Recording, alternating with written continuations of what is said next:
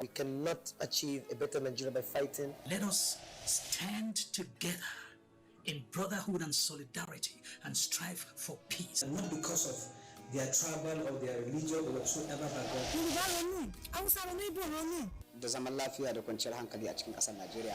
Let us support the government of the day to embrace peace in our nation. Your Nigeria, our Nigeria, my Nigeria. This message is brought to you by the Ambassador of Voice for Change Initiative, supported by the Nigerian.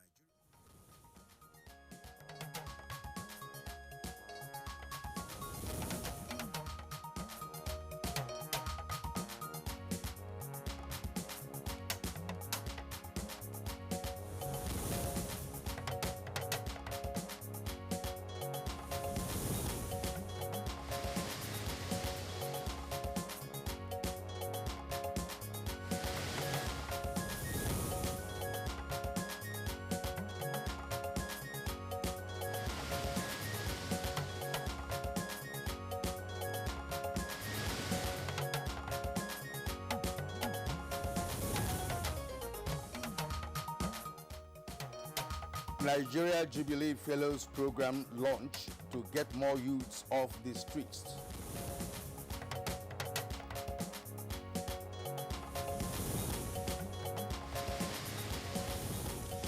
At National Dialogue, Vice President Oshibajo promises to uphold the right to basic education for the girl child.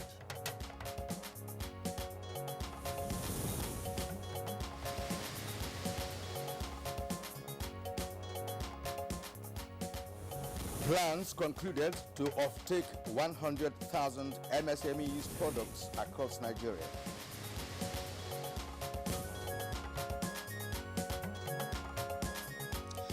On Good Morning Nigeria today, we shall discuss issues in the crisis in Afghanistan.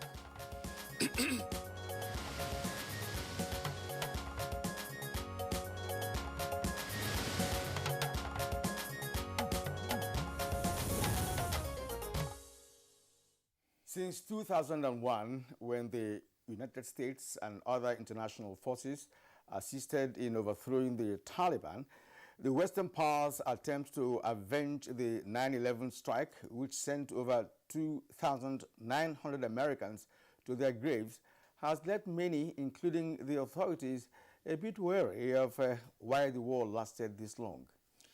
Now, former U.S. Presidents Barack Obama and Donald Trump had hinted while they were in office that the U.S. would end its war in Afghanistan, but the presidents later rescinded their decisions.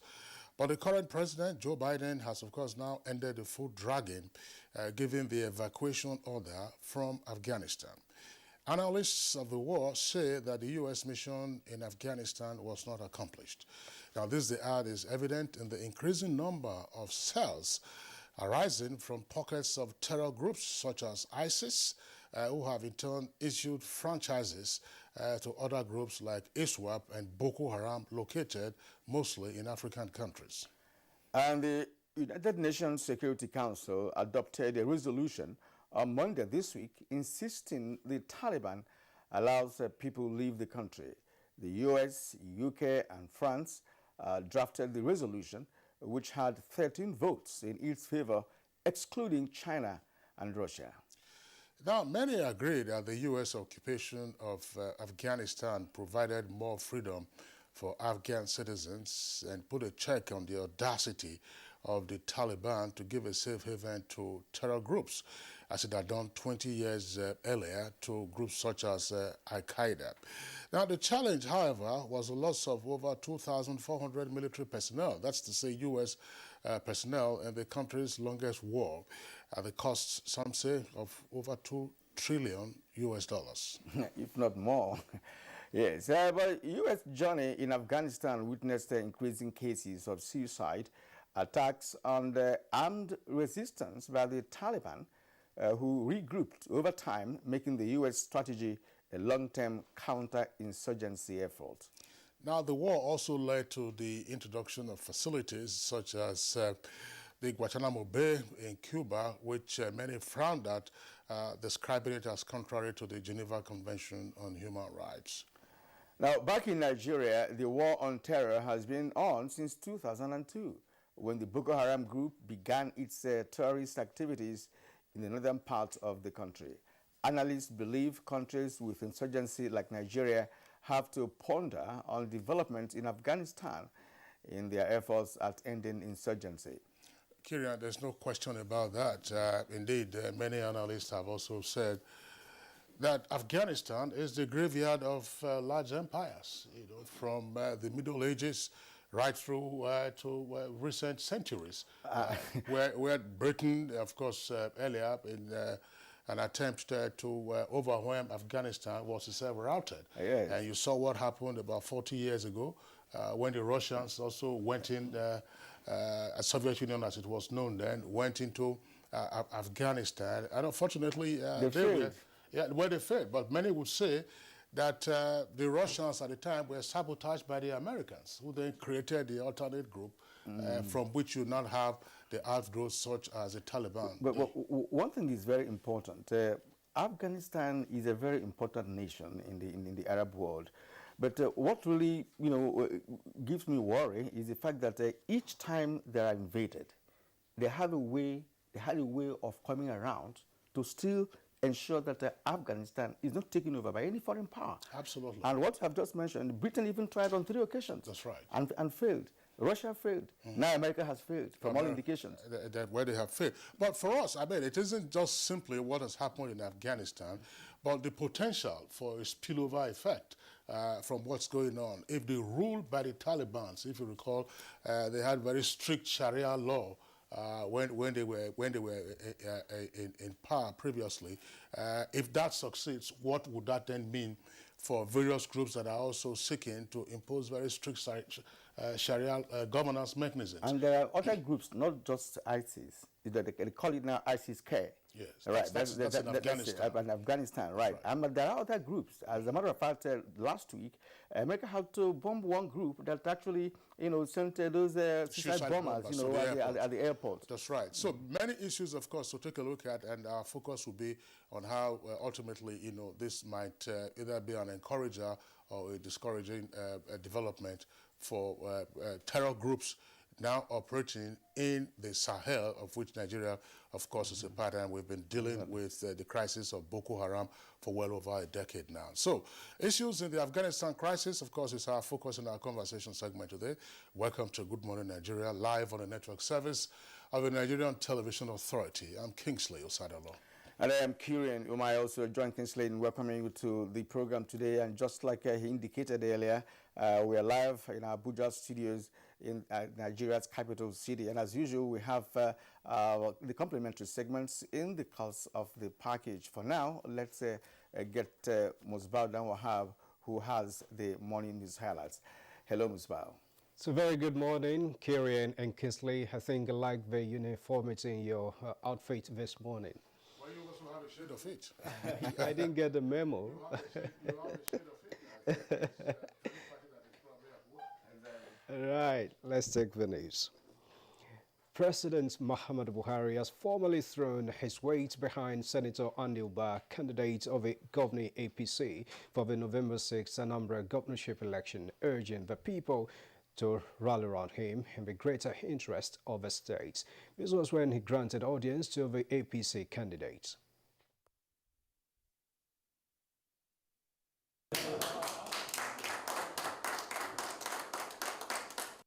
I certainly wish you the best of luck, and I will very closely continue to follow you.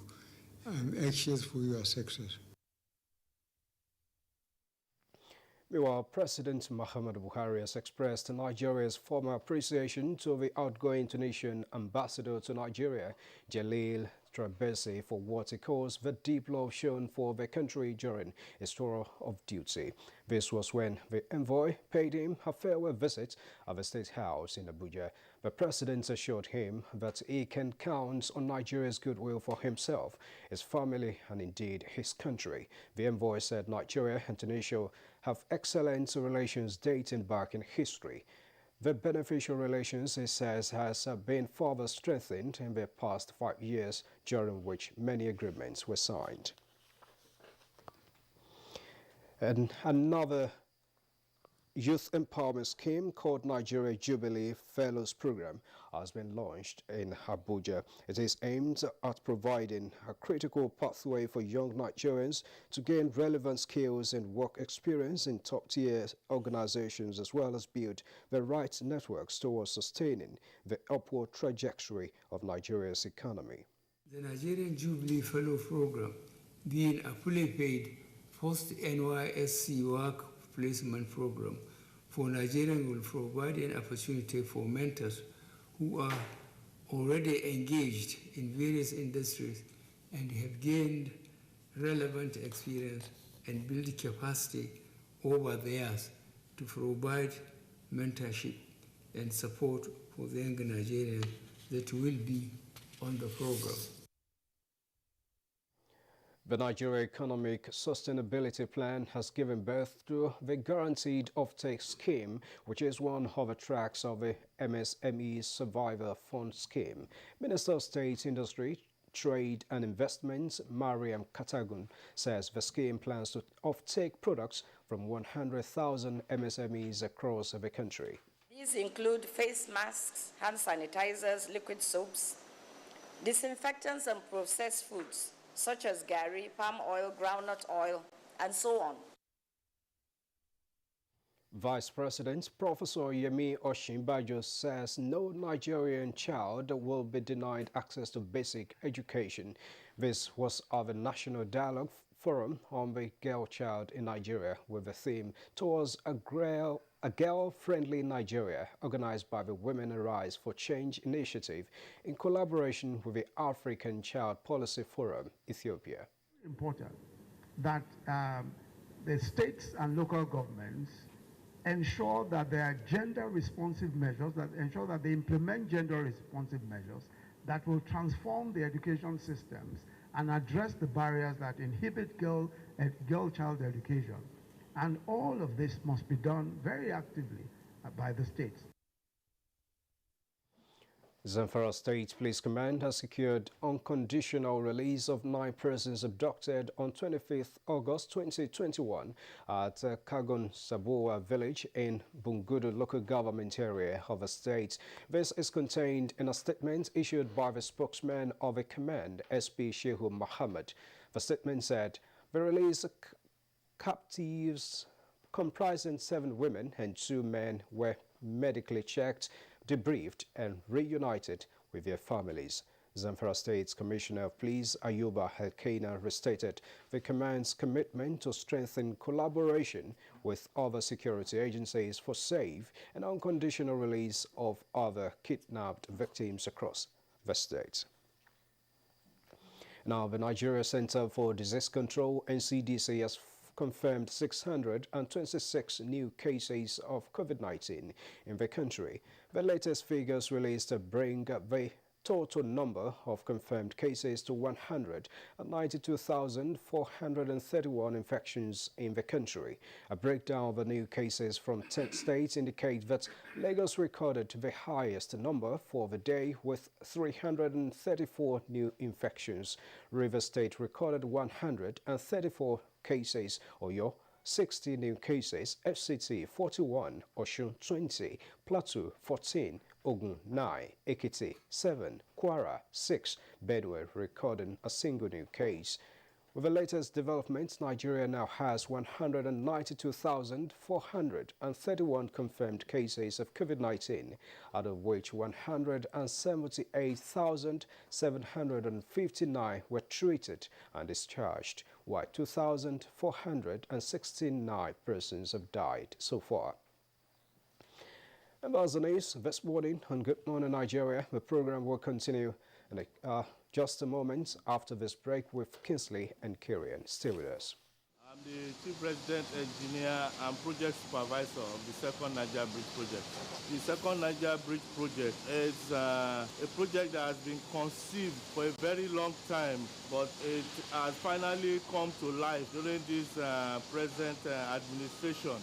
This project has a lot of socio-economic benefits, and it has impacted positively on the lives of the host communities, both in Anambra State and Delta State. The people are very happy. The host communities, they partnered with us because apart from the social benefits, indigenes are also employed on this project. We can see how their lives are being improved. This message is from the Federal Ministry of Information and Culture.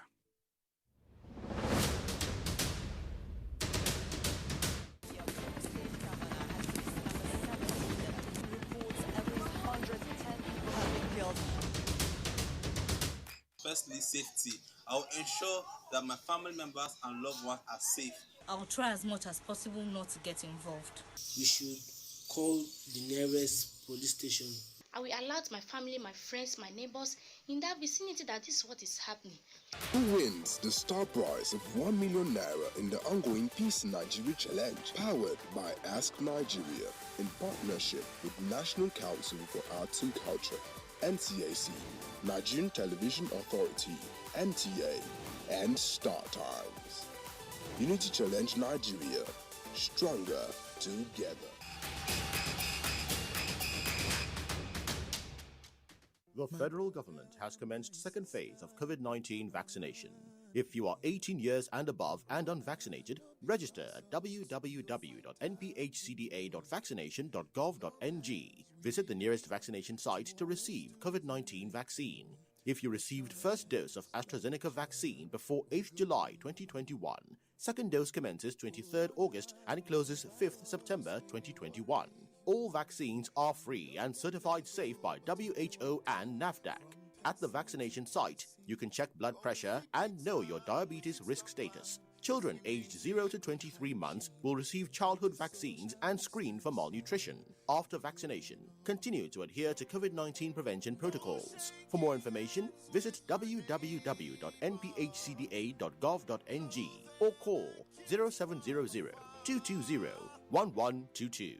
This message is from the National Primary Healthcare Development Agency.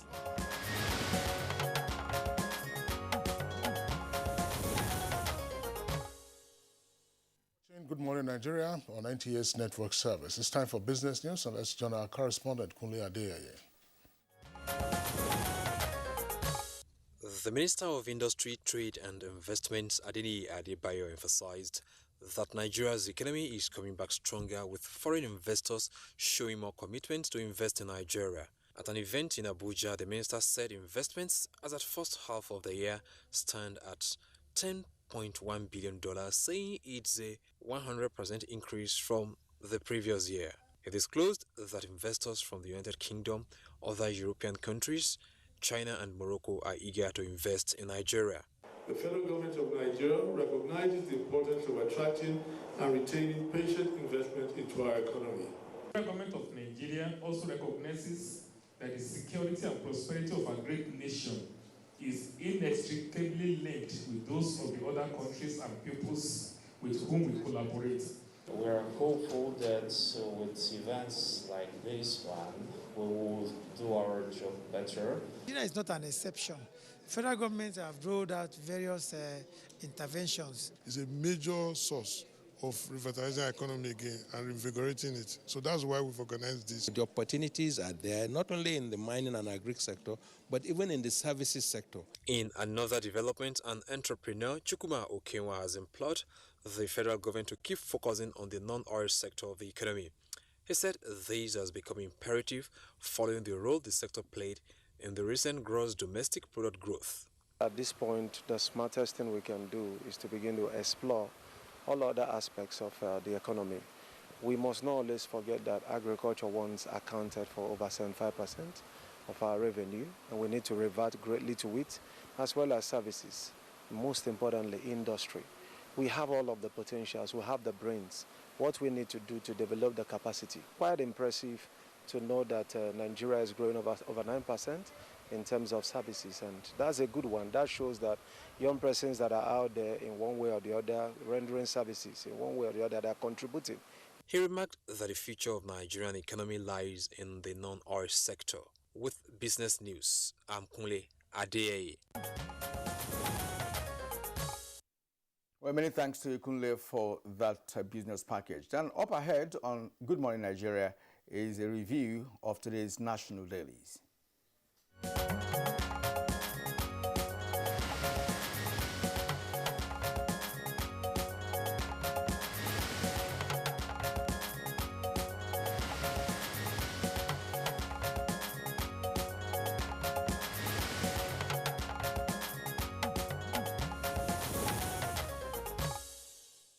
Bayo Atebe, our newspaper reviewer, is with us in the studios. Bayo, good morning and welcome. Thank you very much, Kinsley. Good morning. Yeah, Bayo, it's good to see you. Good morning, Nigeria. All right, shall we begin with the Nation newspaper? Absolutely. Okay. The Nation newspaper, above the nameplate, banks to publish names, BVN of Forex rules breakers. That's on page 7. JAMB scraps uniform cutoff mark in UTME. Post-exam fee is 2,000 naira. Katsina, Kaduna, Niger take measures to curb insecurity. That's on page 27. And the lead story is on policy consistency, which puts the economy on rebound. Policy consistency puts economy on rebound. With a rider to that, non-oil sectors on the rise. 20,000 jobs for graduates program inaugurated.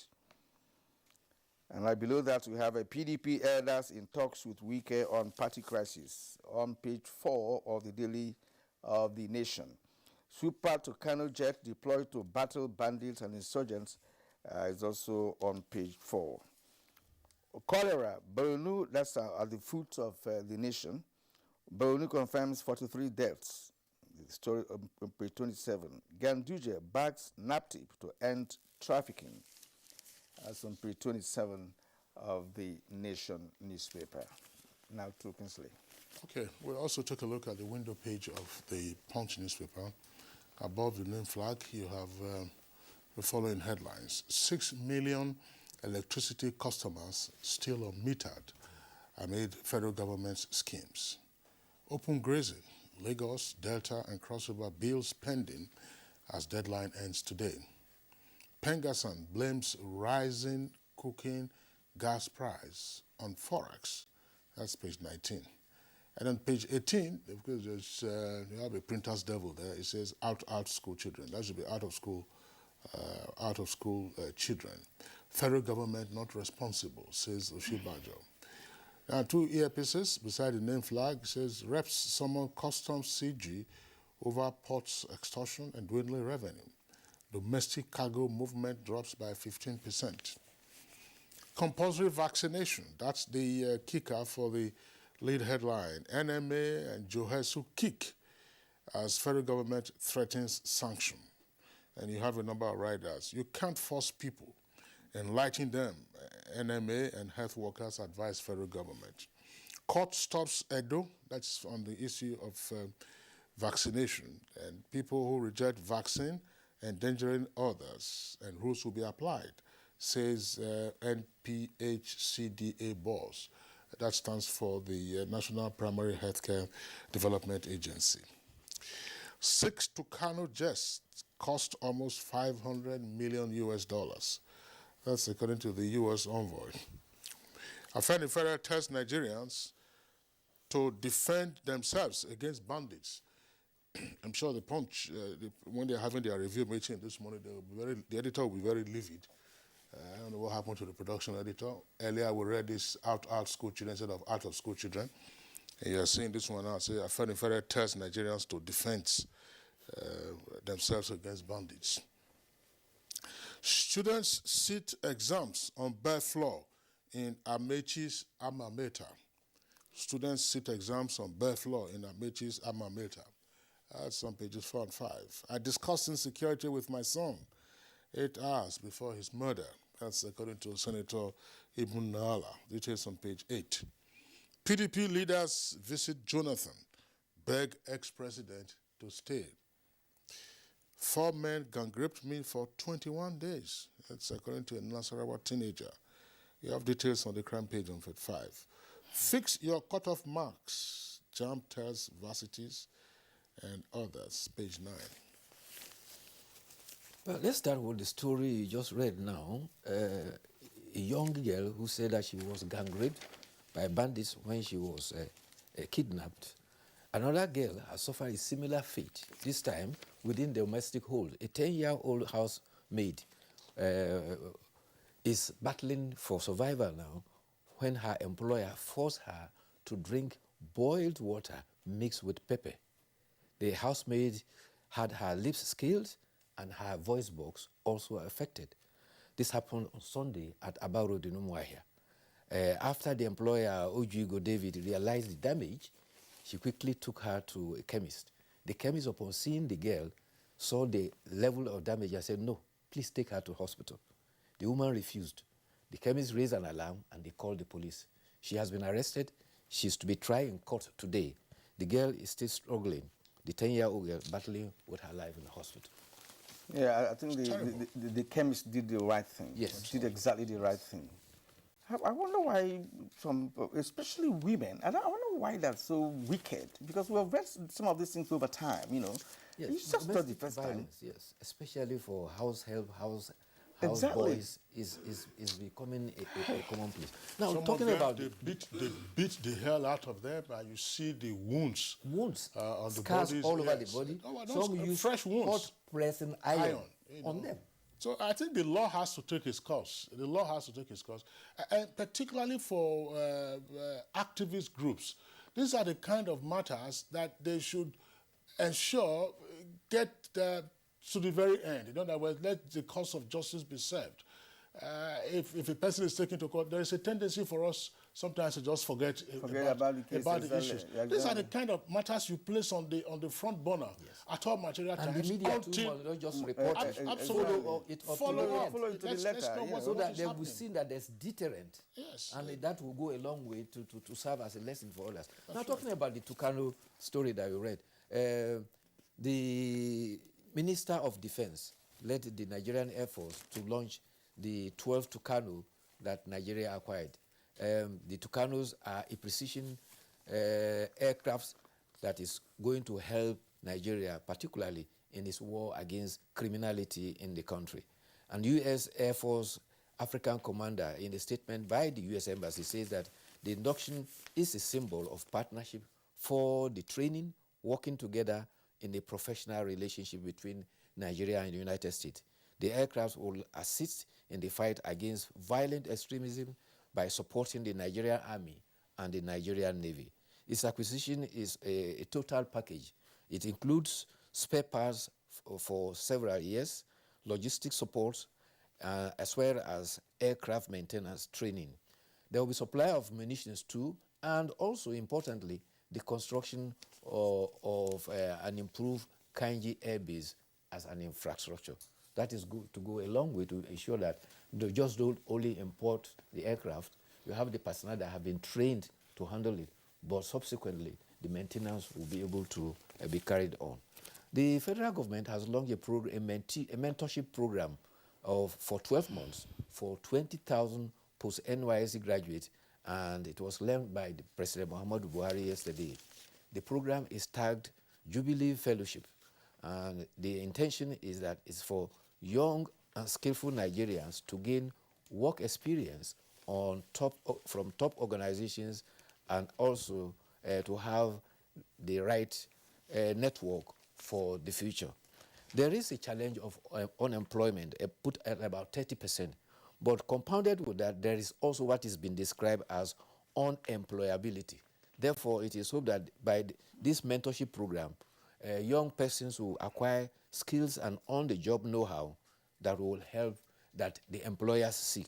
And the interesting thing is that this is involving the public sector, the private sector, and the kind of mentorship that will be provided is targeted to what employers need, because many employers find that there are many unemployable graduates, but they are not employable. So that missing link will be provided through this kind of mentorship. The program is supervised by, supported by United Nations Development Program as well as the European Union. For those who are interested, potentials are supposed to be graduate not later than 2017. Their age also must not be more than 30 years. They are to apply through a platform that is indicated as www.ncia.gov.ng. njfp.ng. The period for it is 6th September to 20th of October. The story you read about JAM says now that it has cancelled the idea of establishing cut-off mark for the tertiary institutions is to be pretended over. Henceforth, tertiary institutions are free to set their individual minimum benchmarks for admission. This, however, is the outcome of the meeting they held by way of 2021 policy, which was supervised by the Permanent Secretary, Minister of Education, on behalf of the Minister of Education. And therefore, for October 2021, October 20th, 2021 is the deadline for the closure of amendments for 2021 admissions. The closure date for the final admission will be announced by the ministry. There are agreements that were reached. One of them is that they have agreed that 2021 admission guideline must be posted only through JAMB board. Secondly, the registrar, Professor Isha Oyule, they also clarified that candidates' credentials must be uploaded on the central admission processing system as recommended by the institution. And thirdly, JAMB then will now approve the candidate. The candidate will also have to accept the offer of admission. Where a candidate declines to accept the offer of admission, the institution can change the candidate after informing the JAMB Admissions and Matriculation Board. So it's a new system. The new system. Doesn't it really make... There's nothing new in that. New about it. The difference now is that the individual universities will have the whole control. Even previously, the university was in charge of it, but then it had to be uploaded onto JAMB for JAMB to verify to make sure that... See, that issue was also raised yesterday, yes, according to the report by the Honorable Minister of Education, represented by the Permanent Secretary, that the CAPS, as it is called, that's the Central Admissions Processing System, yes, is the fulcrum for processing all admissions. So that, Kieran, I don't know whether you and I were on set, the JAMB registrar was seated where you were seated, where one of the universities was said not to have complied with the CAPS requirement. And then, of course, the university issued a statement to say no, that he was in compliance with it. And the JAMB registrar was busy reeling out right from his notebook at the time, the material time, at which that same university was now seeking to comply with the CAPS requirement. The minister said yesterday that institutions that had not complied with the CAPS requirement, that's to say, it is the business of the universities to admit. It's a business, but let it go through the central system so that there's a central record. Those who had not complied, let their names be reported to the Ministry of Federal Ministry of Education for appropriate sanction. That is one. But the other issue, I don't know whether this is a question of misreporting or otherwise, because it says, fix your cut-off mark, JAMB tests, varsities, and others. From the reports, when you read the reports, there is a minimum requirement. For all universities, it is 120. Polytechnics and colleges of education, 100. And this has happened in this particular instance. I don't know whether it will be for all times, because according to the report, the heads of institutions and the JAMB and the other stakeholders could not agree on a minimum cutoff. So universities and other institutions came with their own cutoff to say that this will be our cutoff for this particular exercise. In the past, if you recall, a number of federal universities will say 200 is our minimum. Now, some universities are saying 180, 190, X, Y, Z. But JAMB says that no problem, fix your cutoff, but it should not, for university, it should not be below. Whether federal or state, public or private, should not be below 120. For polytechnics and colleges of education, not less than 100.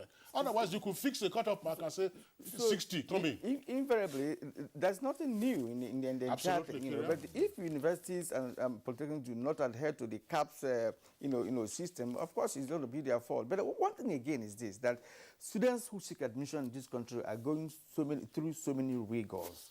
I know that it's a way to perfect the sector, but then they go through some rigors. After all this, they also take exams by various institutions as well, before they also gain admission. So how does that now come in? What that's post-UTME. Post-UTME. Yeah, post-UTME. Well, again, they said fees for that not higher than 2,000 naira. Those who are in prison, that's prison inmates, persons who are suffering from disability, and foreign candidates are also exempt from post-UTME. This is, Kira, this is part of the ways. Assuming the University of Lagos says 200, okay, you have fixed the cutoff mark for 200, and you have quite a number of candidates who have met that requirement, and then your carrying capacity for the particular course is not, you cannot accommodate all those who have qualified. So you still have to select.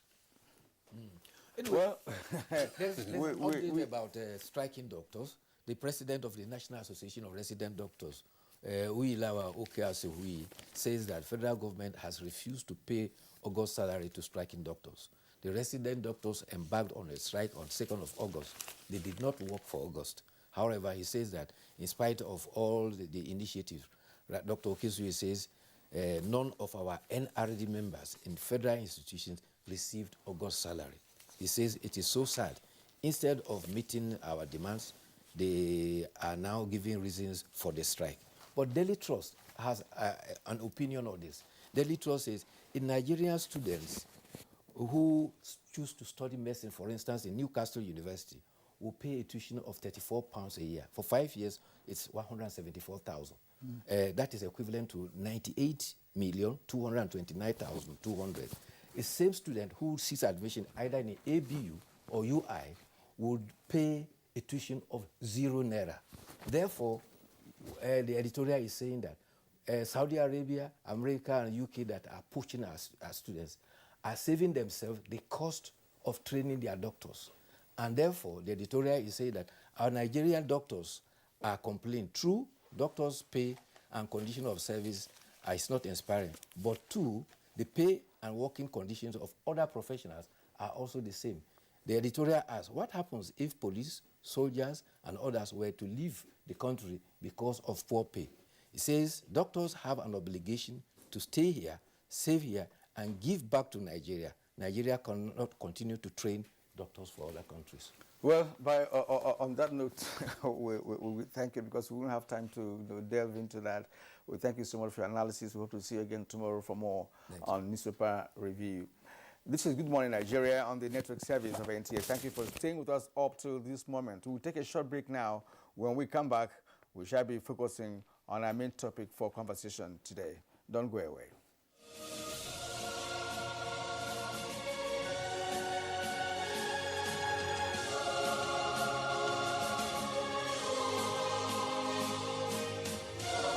We are all Nigerians. Against all odds, we shall and must remain united. We may have our challenges, our problems, and setbacks. However, together we shall overcome them all. What doesn't break us shall make us stronger. This is the mindset that shall bring peace, progress, and prosperity to our beloved country. Do not let tribal and religious sentiments govern how you think, act, or feel. Don't be influenced by those who want to destroy our precious national unity. Everybody who is a Nigerian is your brother and your sister. This is the mindset of the new Nigeria. It is also the mindset that we must all adopt. Let us support each other in creating the Nigeria of our dreams. This message is from the Nigerian Television Authority, NTA. We are StarTimes, the most affordable digital pay TV platform with the widest signal coverage in Nigeria, dedicated to bringing the best TV entertainment around the world to your screen. From Hollywood to Bollywood to Nollywood, we offer the most affordable subscription. Enjoy over 75 channels for as low as 1,700 naira, like Nat Geo Wild, BBC, ESPN, and premium sport like Emirates FA Cup, La Liga, Bundesliga, wrestling. What's more exciting? We have the most flexible payment options in Nigeria. Don't dull. Join us now for an exciting journey. StarTimes. Enjoy digital life. Dear compatriots, our country can be as great as we want. Let us all commit ourselves to its greatness. We must be willing to set aside our differences, unite and stay as one. In our expansive landmass, human and material resources, and plurality, lies our strength. Let our challenges lead us to rediscover our common ground, and together, let's find solutions. This will take some time, so it requires patience, tolerance, and forgiveness from every one of us. Let all hands come on deck to protect and transform our country. Let us unite and see each other not as adversaries, but as brothers and sisters. Together, we can build a better Nigeria for ourselves and for the next generations. This message is brought to you by the National Orientation Agency, NOA, with support from Nigerian Television Authority, NTA.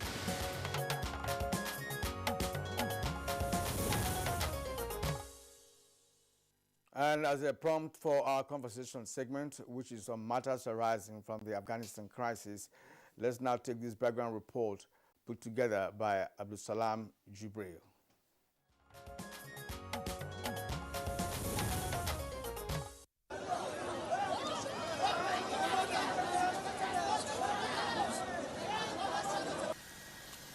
This image sent shockwaves around the world, and it would surely linger in the memories of many.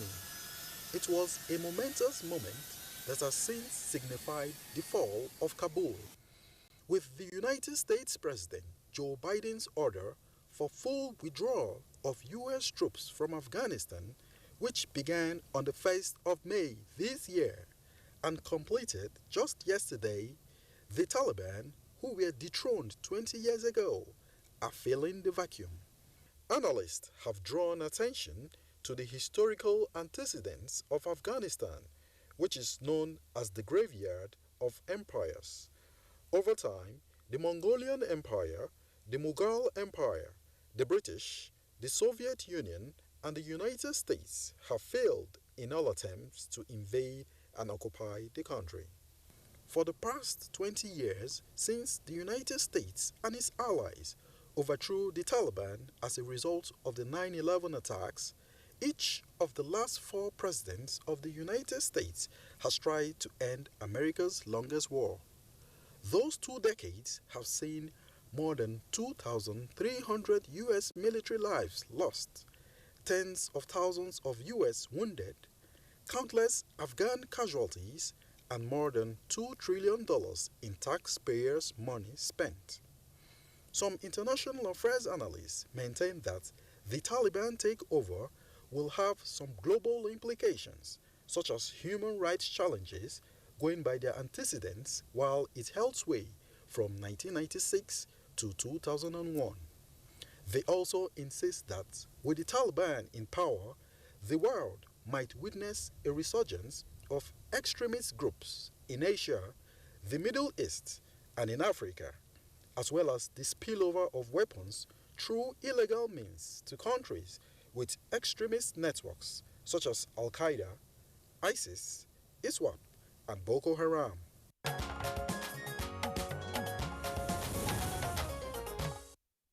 Many thanks, Abdulsalam Jibril, for that background report. Now, joining us to discuss this subject matter, we have guests here in the Abuja studios and also guests who are joining us via Zoom. First, let's welcome Professor Estefanos Zabadi. He's a professor of international relations and dean of the School of Postgraduate Studies at Bingham University, Karu, in Nasarawa State, pretty close to us here in the Federal Capital Territory. Professor Zabadi, delighted to have you this morning. Thank you very much. Good morning, viewers. Also here with us in the studios is Dr. Clement Aduku. Dr. Clement Aduku was Nigeria's envoy at some point to the Russian Federation and the Republic of Ukraine. He is currently Director General of Palmas Academy and Continuing Education and Research Center here in Abuja. Dr. Clement Aduku, delighted to have you this morning. Thank you very much. Thank you for having me. And via Zoom from Lagos, we have Professor Bola Akintarewa. He's a former Director General, Nigeria Institute of International Affairs, NIA. Thank you, sir, for joining us this morning. Thank you for having me. Also via Zoom from California in the U.S. is Ambassador Dauda Danladi, former Nigerian High Commissioner to Pakistan. Good to have you join us all the way from the U.S. Thank you very much for having me. All right, very clear signals there on the Zoom connections that we have. Ambassador Dado Danladi, we have to apologize because we know that at this time you are 8 hours behind us, which is around about midnight where you are in California. So we really appreciate your being up to be part of this conversation. And in addition to the introduction by my colleague, Kirian, we also would like to add that you were at some point secretary to the Borno state government. So you are from Borno, and of course, matters that we'll be discussing today will have some linkage with what is unfolding in Afghanistan. Let's begin with you, Ambassador Dauda Danladi. Of course, as it were, Afghanistan has once again lived up to its reputation, some would say, as the graveyard of the big pass, the United States being the latest to fall after 2 decades of intervention. What are you seeing in Afghanistan and elsewhere in the world? Thank you very much. I think I will crave your indulgence to recall the interview that was granted to us when I took the NTA crew to Kabul and met President Hamid Karzai. He agreed based on the emerging challenges posed by Boko Haram insurgency in Nigeria. That was in 2013. And what he said was that Afghanistan was a beautiful country. Afghanistan was bubbling with life. Afghanistan got her independence as far back as 1921 with a long, rich history. He went on to say that Afghanistan proven mineral resources, especially the precious emeralds and lithium, coal, oil, is estimated to the tune of about $3 trillion US, and that could have been enough to develop Afghanistan. He said, but unfortunately, Afghanistan, because of their deep ethnicity, religious differences and ideologies, were naive. They allowed foreign intervention into their country, and that gave birth to the rise of the Taliban, which became factionalized into about 39 terrorist organizations. Few among them, the Tariq-in-Taliban in Pakistan, the Haqqani Network, Al-Qaeda, ISIS, and the Lashkar-e-Islam. All these groups contributed to the destruction of Afghanistan. And he said, it is quite surprising and should be a source of concern to all Nigerians that they hear media reports of incessant bomb blasts in Nigeria, suicide bombing, the rise of Boko Haram, religious intolerance, ethnic clashes, farmers' herders clashes. And he said, Nigeria is gradually toeing the steps of Afghanistan. And if care and Nigerians do not rise to stem the tide of ethnicity and religious intolerance in Nigeria, then Nigeria could fall into the same trap that Afghanistan fell. Now, what he has said reflects what is currently going on, especially in the African continent. Most of the crises and the challenges that the African continent has been facing are connected to the issue of ethnicity, religious intolerance, exclusion of people from socio-economic and political processes, poverty, corruption, inept leadership. These have underdeveloped the African continent. Now, the situation as it is right now in Kabul is very fluid.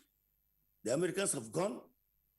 And in the struggle by the Taliban, as you know, the Taliban are populated by Pashtun tribes. 15 million of them are in Afghanistan and they're the majority tribe, while about 43 million of them are living along the borders of Pakistan with Afghanistan. And that is why there was the Tariq-in-Taliban of Pakistan, the Haqqani Network,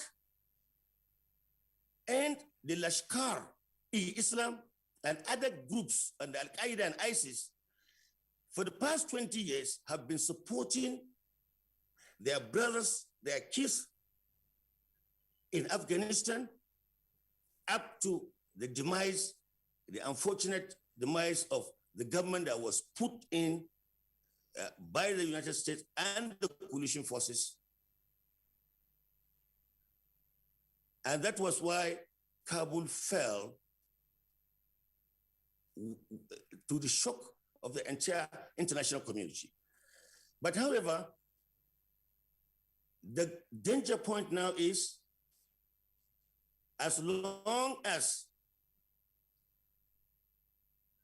the international community do not rise to make sure that there is an inclusive government in Kabul, these groups that have been assisting Taliban, already the ISIS-K, a faction of the ISIS, who are looking at the Taliban that they are a little bit moderate and perhaps they are toying the ways and the political process. They may tow the Western and political process, are already waging a war against the Taliban. The Northern Alliance in the Panjshir Valley, which is now led by the deposed Vice President of Afghanistan, Amirul Saleh, and Mossad, one of the warlords in Panjshir Valley, are forming the Northern Alliance, and to some extent being supported by Tajikistan, because the minority groups comprises of Tagish and Uzbekistan. And there is also the remote possibility that that particular group is also being assisted by Tajikistan, and as well as remotely India. So what means is that there's going to be a civil war if care is not taken, and it will pave way for the emergence, because extremism thrives in disorder. Extremism will have safe haven where there is a system failure, where in the first states. So it is expected that if that scenario plays out, there will be a rise in international terrorism. And already the Western countries are developing strategies for counter-terrorism. In addition, illicit trafficking of drugs will also be on the increase. Looking at the menace of drugs, especially among our youth in Nigeria. Right, Ambassador Dauda Danladi, thank you very much indeed for that background that you just painted, because it shows that you have a good knowledge of Afghanistan as a nation. I was going to ask you actually what will become of those groups you mentioned now that the Taliban has taken over power, because the expectation of many experts is that, look, if care is not taken, there could be civil war in Afghanistan, as you also mentioned. We will return to you in the course of the conversation. But let us go to Professor Bola Akinterewa. Prof. Akinterewa, you have listened to Ambassador Dauda Danladi giving us a backgrounder to what actually played out in Afghanistan. Now, the U.S. and the allied groups, that's the NATO, have all left Afghanistan. What do you make of that nation that has been going through wars in the past 40 years? What do you make of it, and what ripple effect will that have with respect to what is going on now in the Sahel, which of course Nigeria is part of? The ambassador cannot be more correct, especially on the basis of the 4 or 5 points on which he placed emphasis. The first point he made that I found quite beautiful is the need for inclusive government, without which certainly the imminence of a civil war will become inevitable. He also said that extremism thrives normally on the basis of disorder. Theoretically, logically, he's quite correct. And when he said that Nigeria is already treading on the path of the Afghanistan, raising the issue of religious intolerance, talking about ethnicity, talking about, mutual intolerance at the level of political governance, I think that he's quite correct. He mentioned the issue of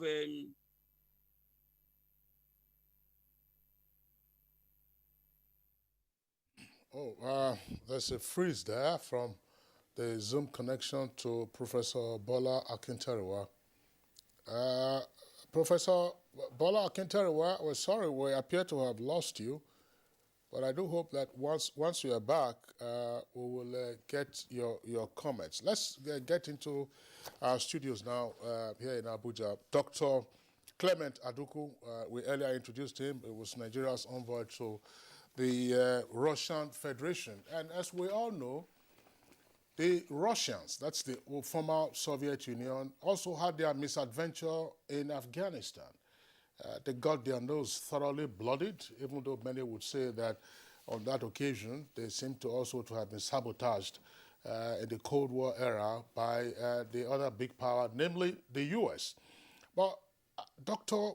Clement Aduku, just give us your own reading of what has played out and what is still playing out in Afghanistan. I'm sure the Russians will be quietly celebrating now that just as well, that the Americans have also received their comeuppance. Thank you very much. The situation as it has unfolded, or is still unfolding, gives everybody a very huge reason to be worried and concerned. The Russian Federation, especially after the demise of the defunct Soviet USSR, they created what they call CIS states, Commonwealth of Independent States, 15 of them, of course, with Russia being at the head. And each of these, splinter groups or countries from the former Soviet Union, Tajikistan, Uzbekistan, Azerbaijan, and several others, stay within that defunct Soviet Union enclave. And in 2013, precisely, I remember, there was this terrorist attack in several other parts of of Russia as it is now. And then it gave a lot of people concern because in Chechnya, for example, the people there took to arms. We have a very huge Muslim population, and the Russians did all they could within that time to suppress that insurgency and uprising. And not only that, in a railway station not too far away from where the embassy of Nigeria was located then, Ulisa Maliskaya, number 13, there was a bomb blast in the substation there too that killed a lot of people. So the issue of terrorism as it affects the Russians has never given them a second to relax or to rest in their hours thinking that it is all over. It's a consistent and a continuous exercise on their part to make sure that extremism of any type does not shatter the economy and then the shattered political system of Afghanistan, but not directly recognizing the Taliban government as at now. So that is why we get worried that when this incident continues to unfold in this form, it does not portend any good news for anybody, especially among the superpowers, considering the rivalry that had been age-long between the United States of America and the Russian Federation.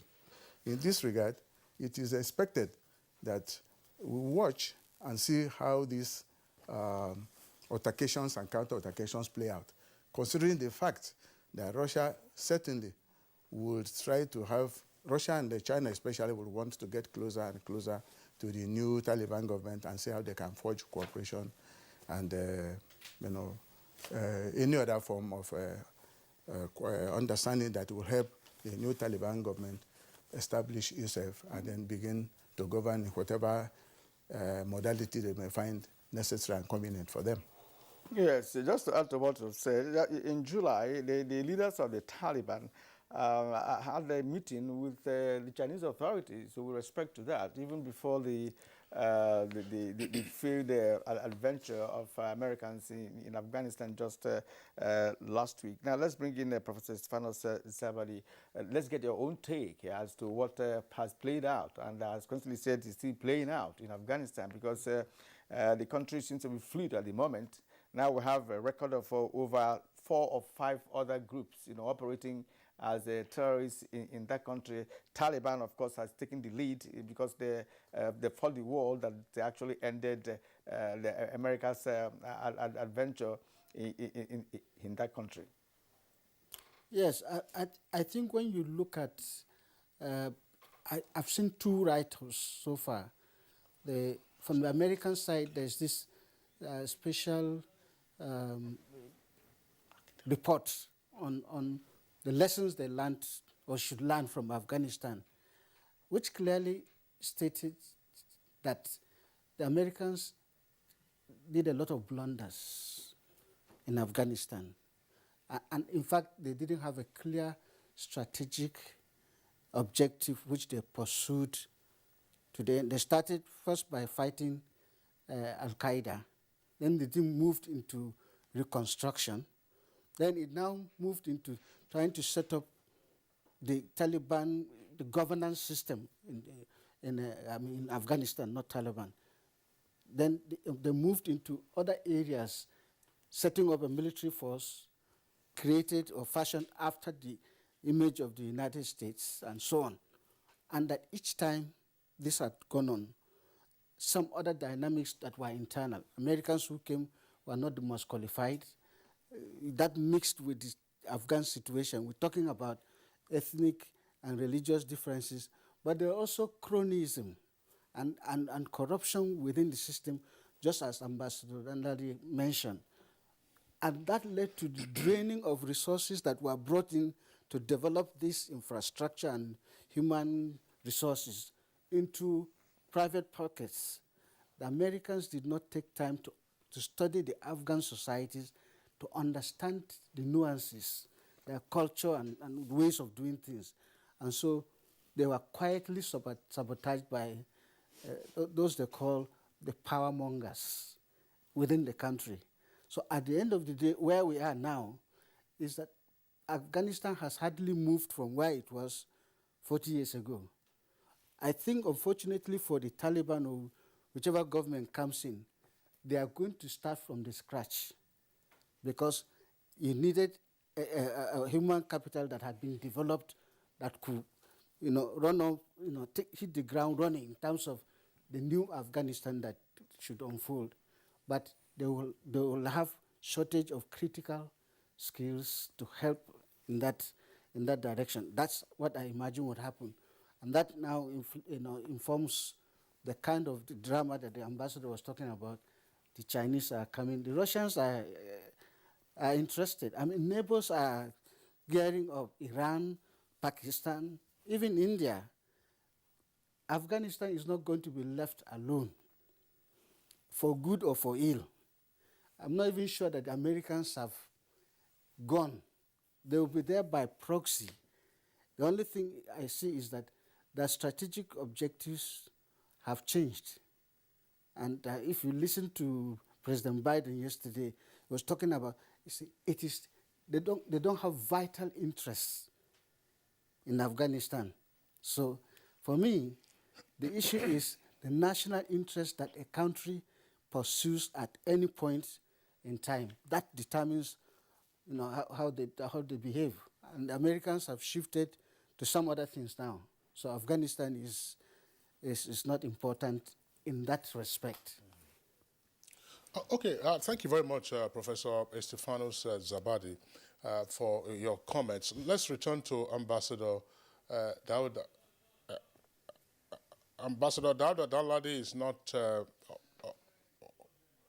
all right, so the two Zoom connections, we understand we can't immediately get back to them. But let's bring in again Dr. Clement Adugu. Dr. Clement Adugu, you were saying something earlier about the, shall we say, overtures by the immediate neighbors now, China and Russia, to the Taliban.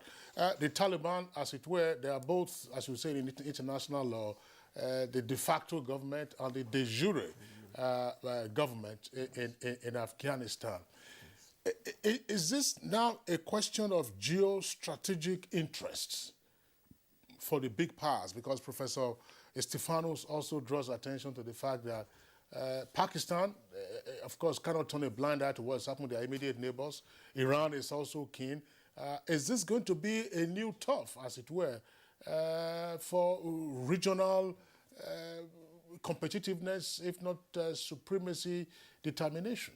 And what consequences that will have for the rest of the world, particularly for us in Nigeria? Thank you very much. There is a very obvious paradigm shift in the evolving political situation in Afghanistan. Okay, I'm sorry, Kieran, we're just getting... I'm sorry, Dr. Aduku, we'll have to pause you, because we understand that we've been able to get back on the Zoom connection. Both Professor Bola Akintarewa, I believe, and Ambassador Daouda Danladi. Professor Bola Akintarewa, sorry we lost you fairly early on while you were still seeking to, give an executive summary of Danladi's propositions, and then before you launch into yours, let's have your own take now. I believe you've been monitoring us offline.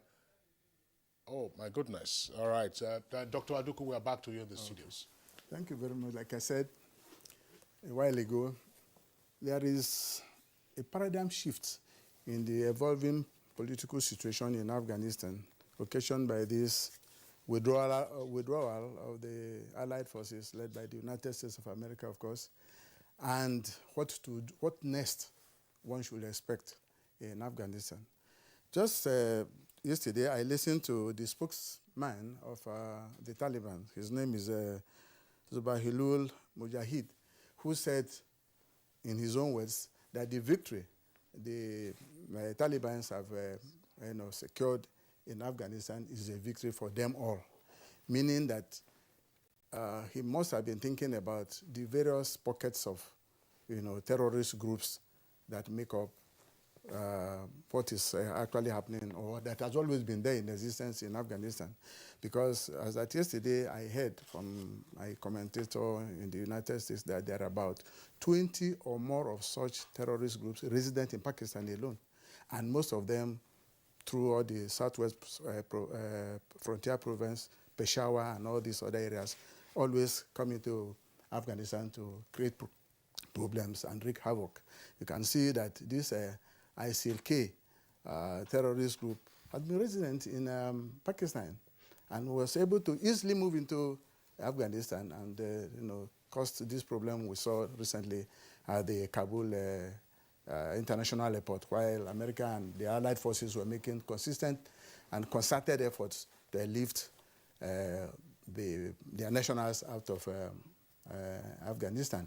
It is estimated that about 123,000 members of the U.S. community and other allied countries have been lifted to safety, and then a good number of them are still remaining, trapped in Afghanistan for now. So it is certain that what is happening in Afghanistan now will reverberate all over the Middle East and by extension to us in the Sahel and the sub-Saharan Africa, because as the world has developed, we don't need to travel too far before you know what is happening in the other end of the world. Even in Nigeria, Boko Haram, ISWAP, and other little pockets of terrorist groups are watching. And as they are watching, they are also trying to draw lessons from what is happening there and to refine, redefine, and then re-strategize to see how they can also make progress. Because these are not regular forces. These are not people who work for a purpose. They are just like what we used to study in those days, the armor rabbits, who are people who go for spoils. They do not want to see anything good, because I do not understand why the Taliban, having been in government for a very long time in Afghanistan, but pushed aside by the allied forces led by the United States of America, trying to come back now, trying to jubilate that they have come back to continue from all the evils and all the wrong things they were doing to that country. So my own perception is that I do not see how the Taliban can start a government that will be recognized by most countries of the world, a government that will be able to solve the imminent problems on the ground in Afghanistan. They have to reconstruct the place, they have to reconstruct the economy, they have to rebuild a credible government that will be acceptable and recognized by most countries of the world, which is going to be a problem. So like Ambassador Danladi just said, there is the possibility that there will be another outbreak of war that may be worse than even what happened within the time the Taliban are holding sway. Because it is not just easy for them to come and settle down and start governing. The economy is in shatters. People were queuing up, trying to withdraw some little money from their bank accounts to be able to find their ways out of that place, because this is a period of uncertainty in that country. No, anything can happen. Like you said, America has not gone too far. They are still hanging around. They just moved their embassy to Qatar to have an eye on what is happening in Afghanistan. And if there are any reasons for them to come back and hit major targets, they will do that without any form of reluctance. So I foresee a situation where Afghanistan will become a theater of war in no time, because there is no rocket science in the Taliban just settling down within the shortest possible time and moving ahead with the governance of that country. Well, thank you. You know, if war breaks out in Afghanistan, and we've been discussing about the issue of a spillover and other terrorist group operating in the Sahel and even in Nigeria, borrowing a leaf from what is happening there, and even having access to some weapons and even directive from some of those terrorists operating in Afghanistan. Now, as you rightly said, America has not gone too far, and they even promised to return, because they said those who bombed the airport, the gate of the airport, that got 13 American soldiers dead, that they're going to retaliate. They have said that a number of times. And again, the Afghan foreign reserve has also been freezed, by America. Now, that brings us to the issue of the roles that we played by surrounding nations, in Afghanistan. Now you have a number of terrorists, Afghan terrorists living in Pakistan. Just 2 days ago, 2 Pakistani soldiers were killed just at the border between them and Afghanistan. So already there is tension. Now, Professor Zabadi, the Taliban are seeking for manpower assistance. As a matter of fact, they even asked Qatar to give them some of their Air Force personnel to man Kabul airport, because they don't have the personnel to do that. Do you foresee a situation where assistance could really come to the Taliban for that group to be able to establish a stable government in Afghanistan? Yes, I do. I mean, like I said, neighbors and not so neighbors that are interested in Afghanistan and are probably also friendly towards the Taliban as a group will want to come to their aid. I mean, it's not just Qatar, Pakistan itself, China. Don't forget that the regional configuration there is such that China is friends with Pakistan and India is not friends with them. Iran is there, again, from the religious point of view, to watch over the interest of Shia group. And then up north, we talked about the Tajiks, the Uzbeks. The Russians are interested in making sure that this extremism does not overflow the borders and disturb the area that used to be known as the Soviet Central Asia. So all these interests are there, and they will help or make trouble for the Taliban if the Taliban do not keep to their promise to be inclusive. Now, what I think that we also need to take into account is what the United Nations is likely to do. And the Taliban will be better advised to actually work closely with the United Nations. I know that the permanent members, China, Russia may be on one side, the US and France and the UK may be on the other side. So that will be another area of contestation for influence and for decisions that favor the future of Afghanistan led by the Taliban. But I see that they can get immediate help.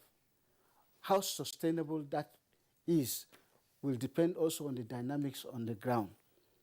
And that is already, like I said, a nightmare. There are several groups that are contesting for their own turf based on their ethnic backgrounds and so on. And, you know, the issue of will Taliban forgive and forget, right? Those are all issues, questions in the air, and people who are concerned are being cautious. So I'm not sure that they are going to have a floodgate of assistance and what have you to Afghanistan. You probably will have slightly the opposite. With the time the Americans spent in Afghanistan, they've got leverage. We've talked about the financial dimension where, you know, accounts have been frozen or what have you. And already the World Bank has stopped funds going that direction. So you can imagine that any institution, financial institution where the United States has influence would simply just shut the door for now against the future government of Afghanistan.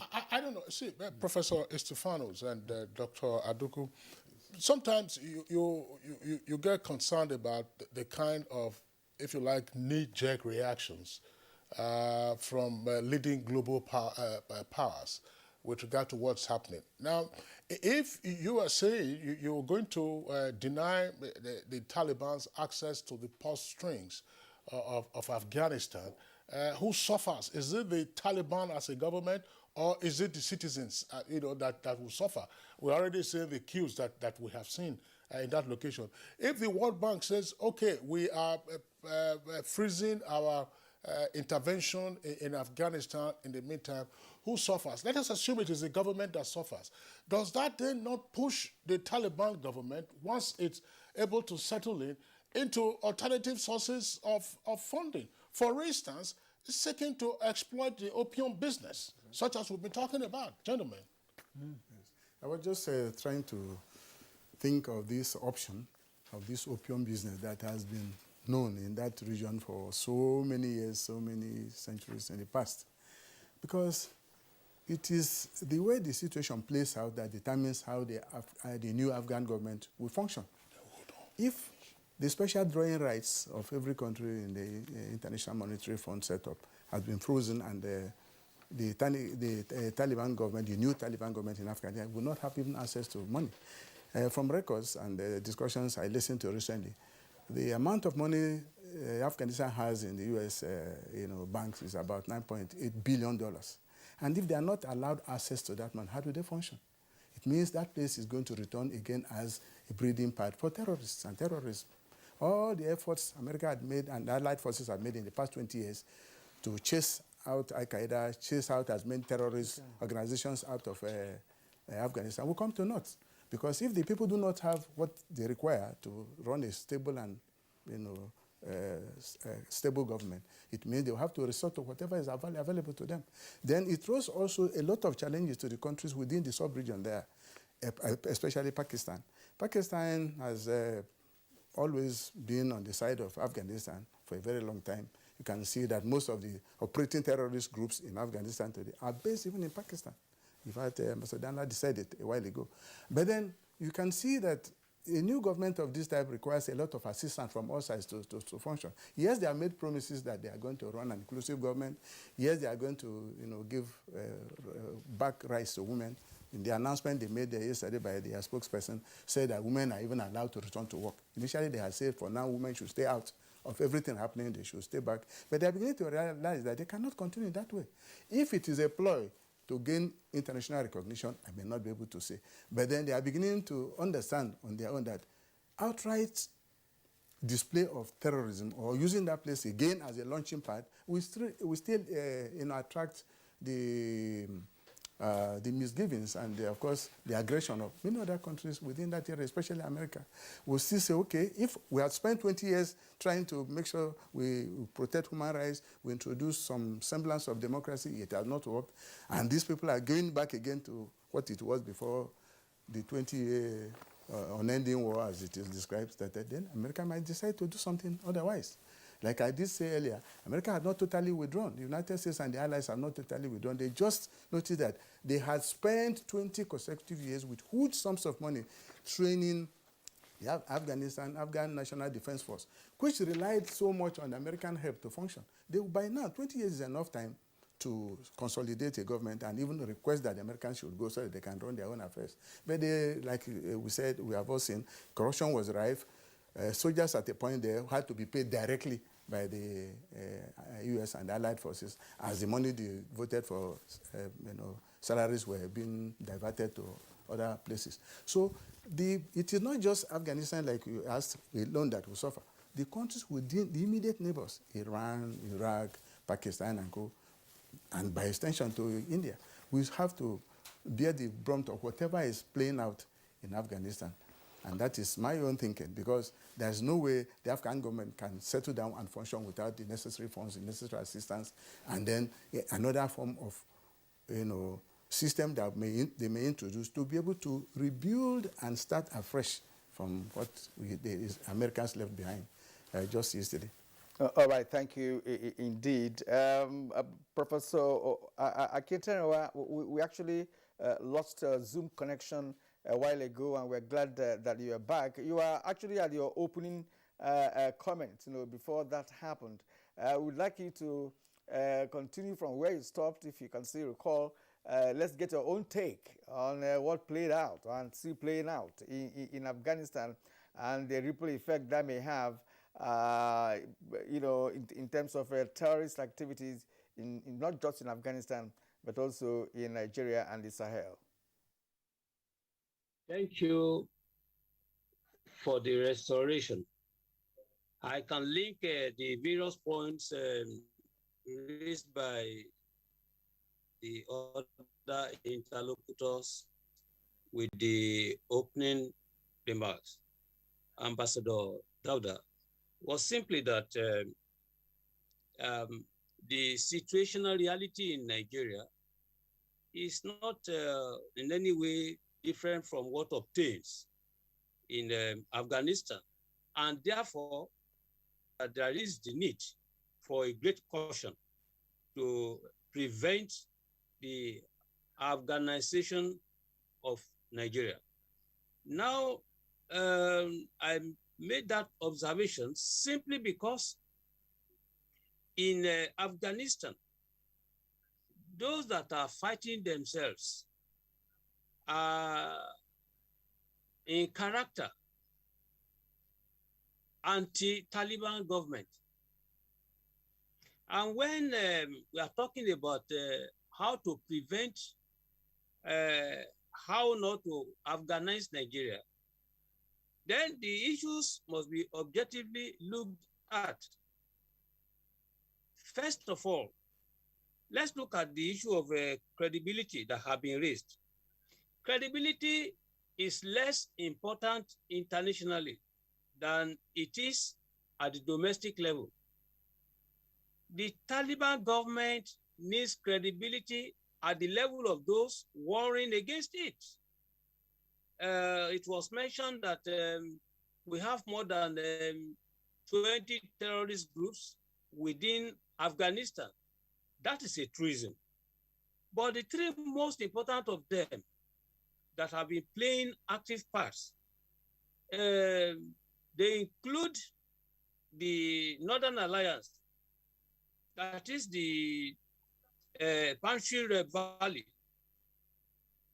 you have the Al-Qaeda, you have the ISIS-K. ISIS-K was the one that originated the bombing attack at the airport.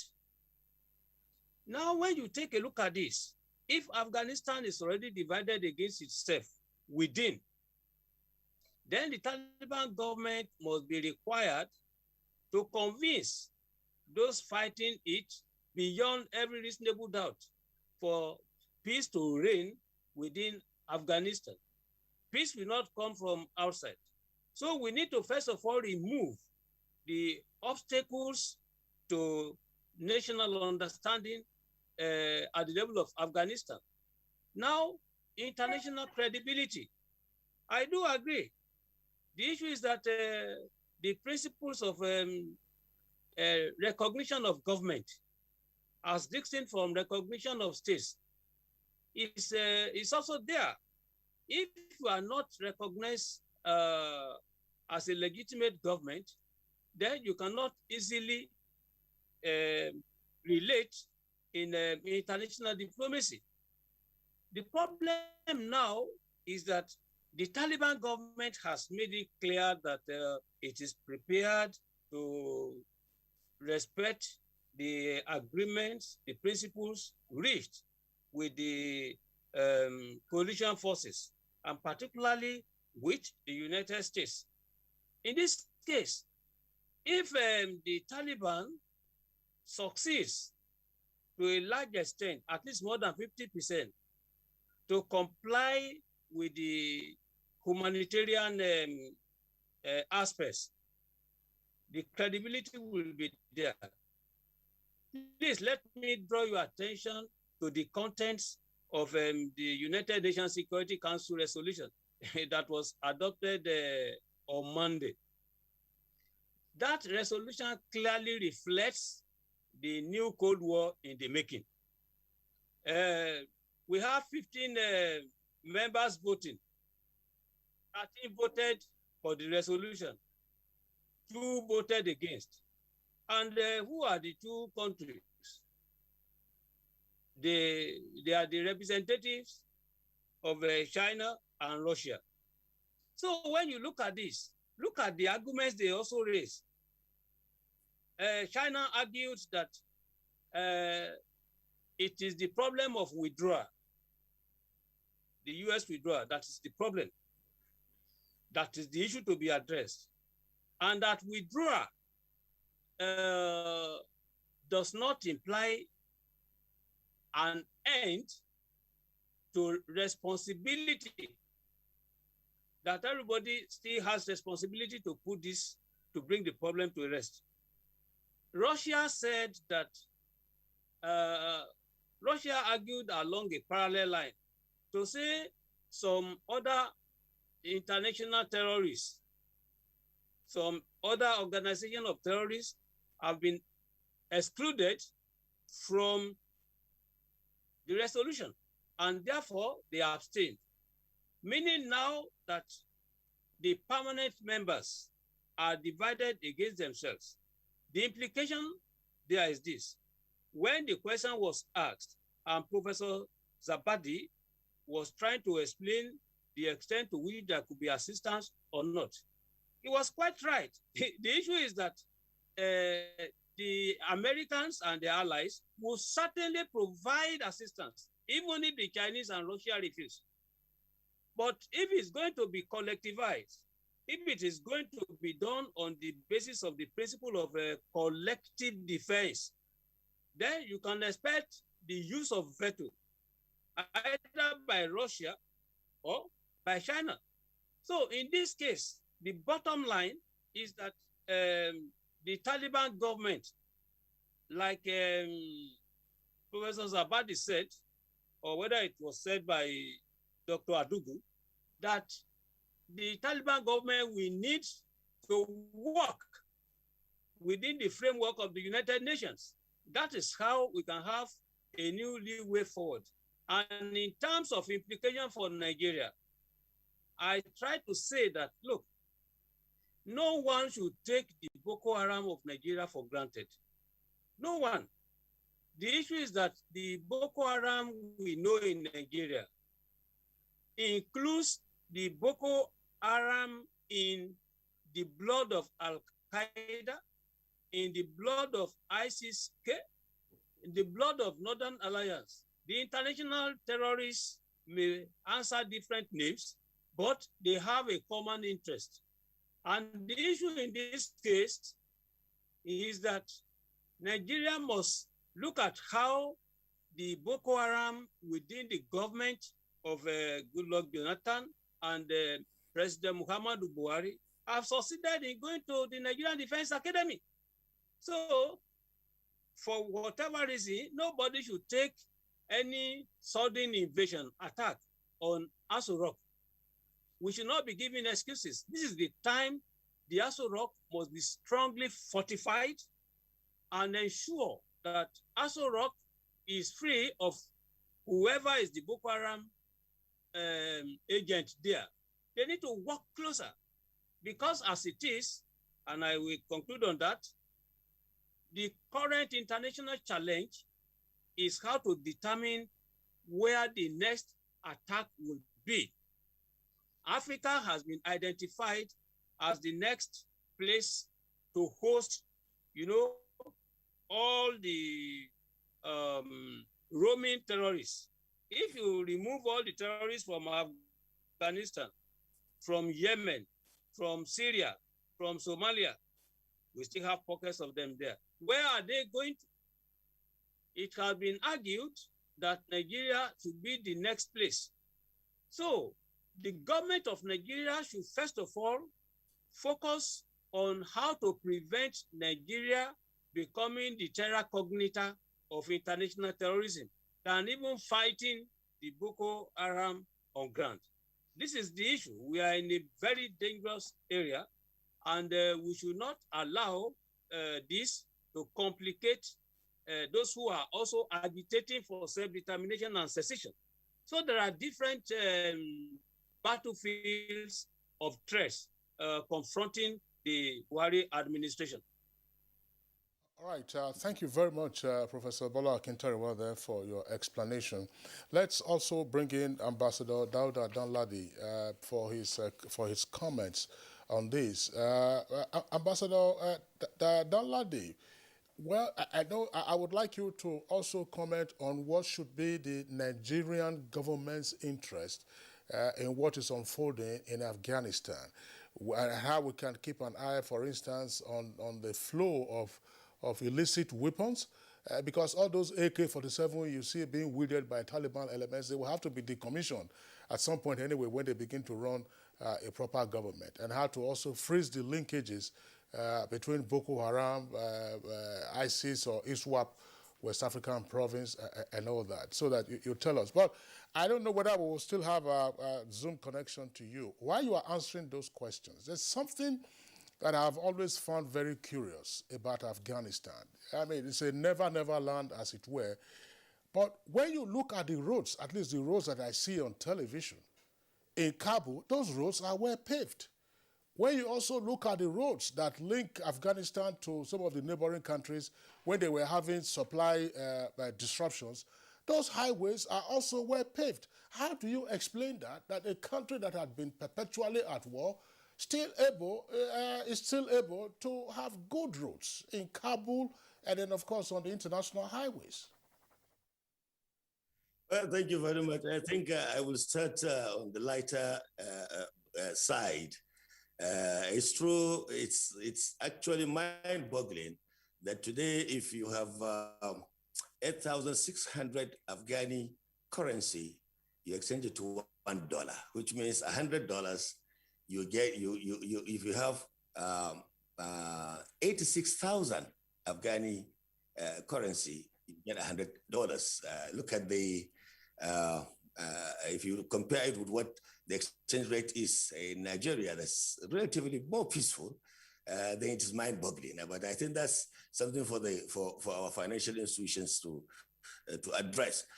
But really, the fallout of what has happened or what is happening in Afghanistan is a wake-up call, really, for the federal government to look at its regional agreements, especially the agreement made by ECOWAS to control the proliferation of light weapons within the ECOWAS region. I think we must commend Mr. President, because I think about a month ago, the president directed the full implementation of the action plan on the control of small arms light weapons. And in that document, member countries were supposed to pool their assets to provide a robust border surveillance, because the fallout, as have been observed by Professor Bola, yes, the fallout, as observed by Professor Bola, there could be linkages through the Arab Maghreb to link up with Boko Haram and ISWAP fighters. There could be exhibitions in the ongoing kidnapping that has become a menace to our educational system. So we need to ensure that we mobilize regional support to implement some of the treaties that will mitigate illicit trafficking of drugs and light weapons. Going forward, I think there will be the need also to strengthen our multinational joint task force. Member countries contributing to the multinational task force should, the states should be made to at least contribute their quota, which will see more vibrant responsiveness from member states of the multinational joint task force. As you know, over 3 million people were displaced in the Chad Basin, and mitigating and consolidating on the gains that have been recorded so far is very, very critical at this point in time. The other issues is the Borno State governor has been doggedly trying to resettle tens of thousands of displaced persons, and has also, in collaboration with the federal government, put in place the safe corridor policy for surrendered Boko Haram elements. I think there's a need to rally around to come out with a strategic, robust action plan for resettlement, de-radicalization, and for putting in place and mobilizing all our leaders from the local government to the top on the need to educate our people, to provide necessary education for them to know the inherent dangers in not supporting the federal government to deal with the menace of insurgency. All right. Thank you very much indeed. We hope that the connection will still stay while we take a short break, so that when we come back, we'll continue with the conversation. There are so many areas that we need to also talk about. I think he also raised part of it, by talking about regional support to mitigate illicit traffic in firearms, and ammunition, which of course is the bane of our security system today. This is Good Morning Nigeria on the network service of the NTA. We'll take a short break now. When we come back, we'll continue with the conversation. Ministry of Works and Housing has the responsibility to help improve the quality and the quantity of the road infrastructure assets, which are the roads and the bridges and the highways. At the moment, we have over 13,000 kilometers of road network under repair, reconstruction, or rehabilitation out of the existing 35,000 kilometers of federal road network. These 13,000 kilometers are comprising about 850 different contracts which the ministry superintends across Nigeria. We are fulfilling the mandate of our ministry to expand the connectivity of Nigeria's states and by extension the towns and villages through road transport.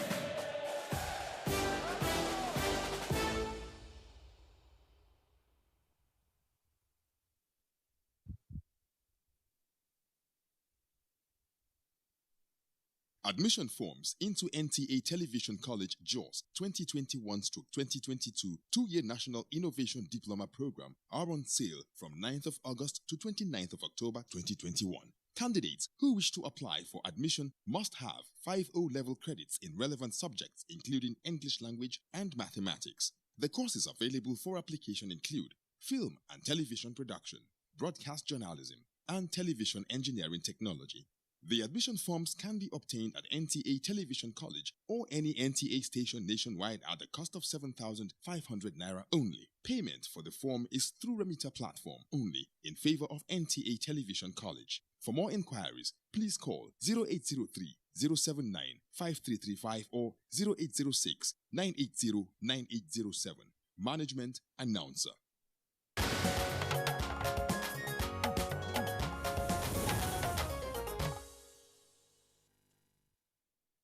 All right, well, thank you for staying with us up till this moment. Let's turn to Dr. Clement Aduku this time around. Professor Ambassador Danladi raised very pertinent issues, when he was, answering the last question, put to him, and that has to do with what can be done in Nigeria to ensure that Nigeria is not Afghanized. Let me use the word with respect to. So that was said by Professor Akintewa. Professor Akintewa. All right. Now, how do we ensure that? Because if our guests are very curious about what happened in Afghanistan, that could happen in any other country in the world, Nigeria inclusive, then that means that now is the time to start mitigating whatever that could lead to the Afghan scenario. What, in your opinion, should government begin to do at the moment? Okay, I think at this point in time, the government should realize one obvious fact, and that is that terrorism cannot be defeated through military actions alone. Yes, Nigeria could seek cooperation and assistance from the United States and some other friendly countries on how to mitigate the possible Afghanization, like the professor said, of Nigeria, which is not very likely by my own assessment because of obvious factors. I'll get to that later. As long as we come into grips with the fact that using military tactics alone cannot defeat terrorism in our country, then we have started on a good path. Secondly, Nigeria should also find a way of putting certain basic infrastructures in place. Yes, the money may not be there. COVID-19 has, hit every country in the world hard. Resources are no longer there as they were in the past. Attention has been diverted on how to, inoculate the population and reduce the effects of the pandemic, which is also another diversionary issue that makes many governments not focus on domestic and sometimes some international issues. Nigeria should also find a way to clip the wings of ISWAP operating alongside Boko Haram. Because from recent developments, we have seen that the people are not joking, and they are very keenly interested in what is happening in Afghanistan. And they're also re-strategizing, improving their modus operandi, and thinking of ways to maybe get up to the stage the Taliban have got in Afghanistan, God forbid. So the government has to look inwards. I was just thinking a while ago that so many basic infrastructures you find in Afghanistan, after being in the state of war for 20 years, we will not have them here, just because of several other challenges we have, which means it's not directed to one particular person or government or political party. It's just that we may not have all the resources which America had poured into Afghanistan to be able to calm down the situation. America didn't go to Afghanistan to engage in a forever wars, like they say. The idea was to, one, chase away Al-Qaeda, get rid of Osama bin Laden and all his terrorist cells all over the place, and then help the Afghan government to stay on their own. When people are blaming the U.S. and the Allied forces for pulling out on the 31st of August, I don't see any reason why they should remain there forever. So it is one of those things. So if we do not want a repeat performance or something close to that scenario in our own system, we should seek regional cooperation, especially in the northern flank of our borders. Mali, Burkina Faso, and Chad, and all these other Nigeria and co. Because if those areas remain porous, proliferation of arms and light weapons from Libya, from all these other areas where instability had been entrenched for so many years, will still throw so many challenges to us.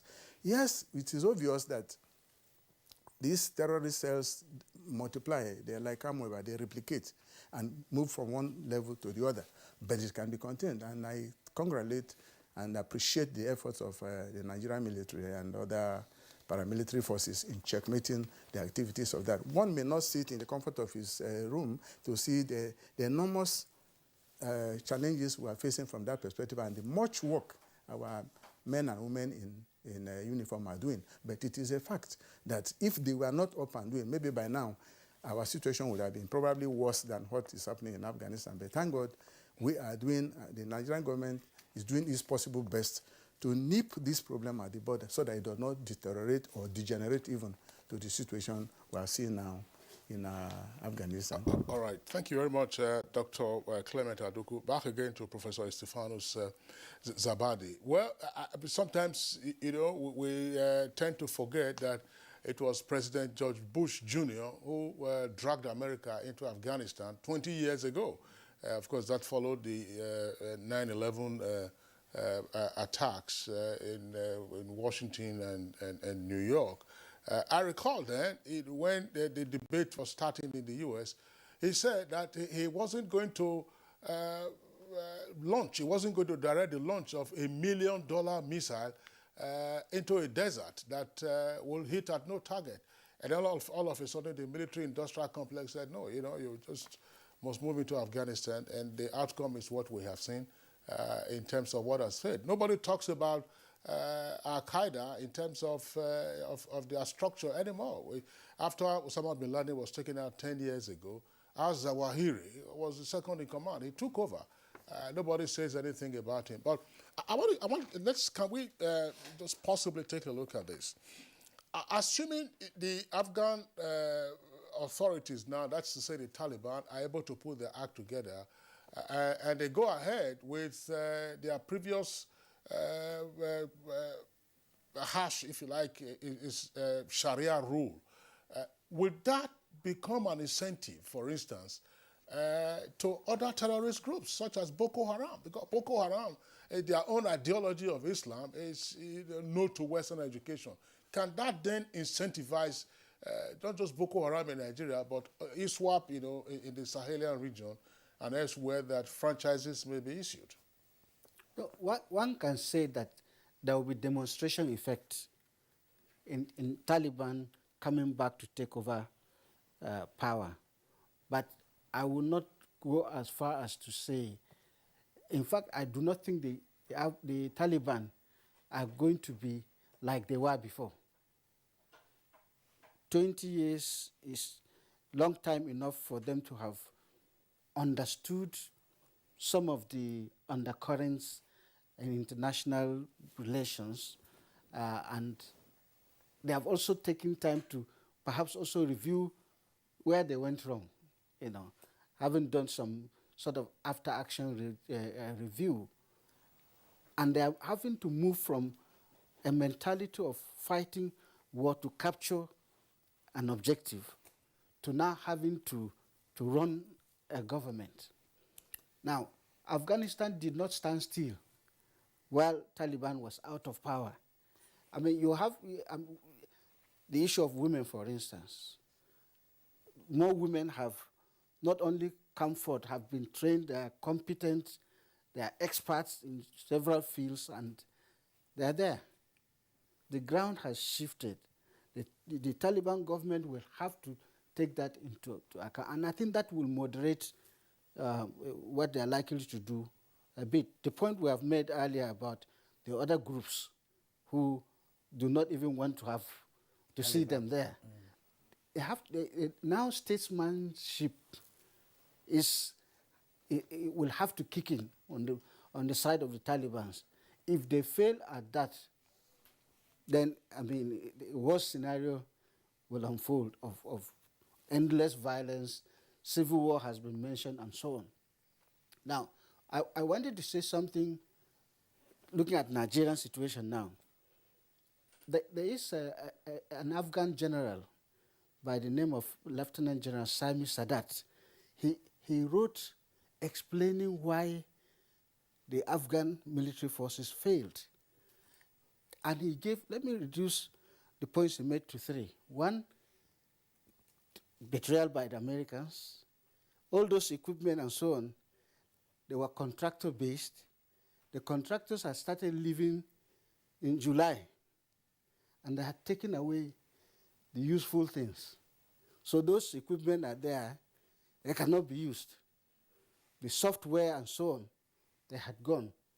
Now, the Afghan military depended on air power to be able to even function well on the ground. That had gone because from the time President Trump reached agreement with the Taliban, not with the Afghan government, they were doomed. So really, they did the best they could, but they were betrayed by the Americans at that level. They said, secondly, they were betrayed by the politicians at home. And I think the fact that the president ran away, he said, the president appointed him to come to Kabul and, take care of the place, and then left, So, but the other point he made is this: cronyism, corruption, bureaucracy. That this failed. So if we want to do something about Nigeria, that's the link I want to make. You have to have legitimacy in government. Yeah. Government has to be a legitimate government. So this is that. Yeah, but foreigners will not come and solve our problems for us. We have to do that's that. basically the truth. We don't need foreigners to come and solve our problems. But again, as our guests have really pointed out, it's important that we mitigate whatever similar events in Afghanistan, in the nearest future. That is very important for us as a nation. Gentlemen, it's been wonderful hosting you this morning on this very important topic. And so I'd like to, first of all, appreciate Professor Isfanos Zabadi, Professor of International Relations and Dean of the School of Postgraduate Studies at Brigham University, Cairo. Thank you indeed for coming this morning. Dr. Clement Onoja Aduku, Nigeria's former envoy to the Russian Federation and the Republic of Ukraine, is also wonderful talking to you today. We want to appreciate once again our guest via Zoom, Ambassador Dado Danladi, former Nigerian High Commissioner to Pakistan.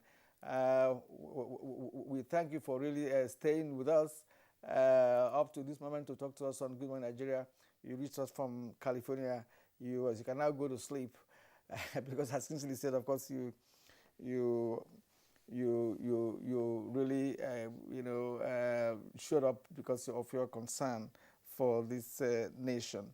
Also, via Zoom, we want to thank Professor Bola Akinterenwa, former Director General, Nigerian Institute of International Affairs, NIA. We also thank you for your contribution this morning. All right, you're still watching Good Morning Nigeria, and next is sports. Japan was close to the world for 217 years, 1635 to 1852, due to a law known as Sokoku Edict. However, in 1852, the American Navy forced Japan to open her markets. The long period of isolation helped Japan to develop a unique culture and advance technologically.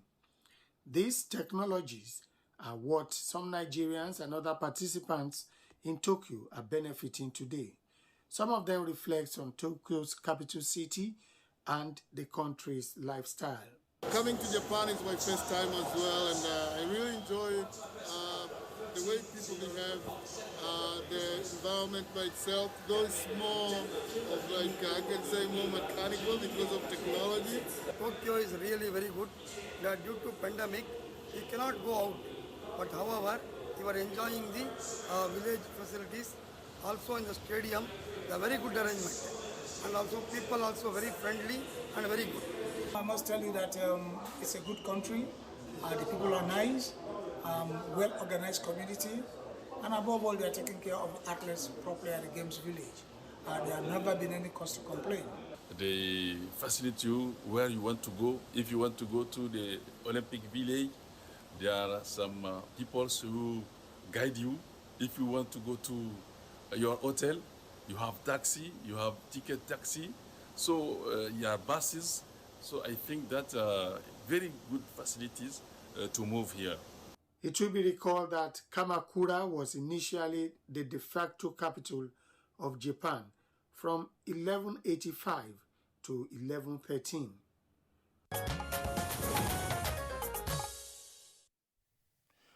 All right, that's a tidbit there on Japan and its reopening to the world and what it is today. Well, thank you for being with us on Good Morning Nigeria today. The program returns tomorrow, same time, 7 in the morning. Until then, do look after yourself. I'm Kingsley Osadolo. And I am Kirian Umayo. Do have a great day.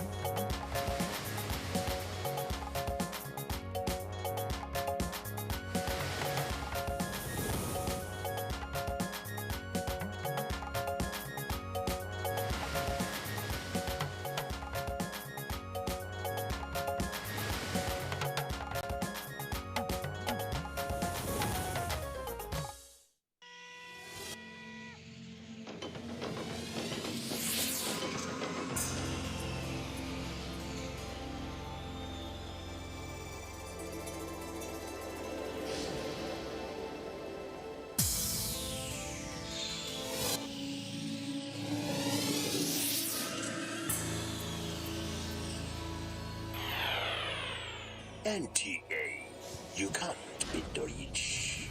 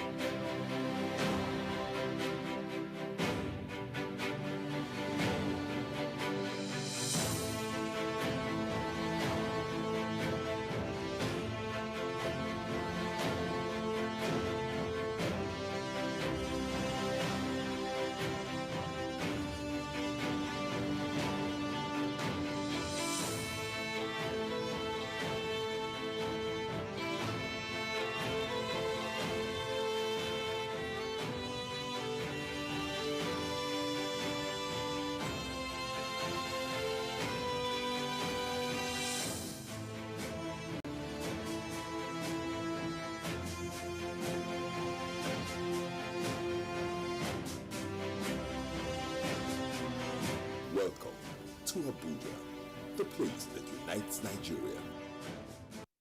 Stop this senseless killing. All we need is one Nigeria. I think we have come to the threshold of time when we need to seek for peace. We need peace in this country. We need peace in Nigeria. And together, we can pull through. No matter where you come from, Hausa, Igbo, or Yoruba, we cannot achieve a better Nigeria by fighting. Let us stand together in brotherhood and solidarity and strive for peace. And not because of their tribal or their religion or whatsoever background. da zaman lafiya da kwanciyar hankali a cikin ƙasar Najeriya. Let us support the government of the day to embrace peace in our nation. Your Nigeria, our Nigeria, my Nigeria. This message is brought to you by the Ambassador of Voice for Change Initiative, supported by the Nigerian Television Authority, NTA, and the Federal Capital Territory.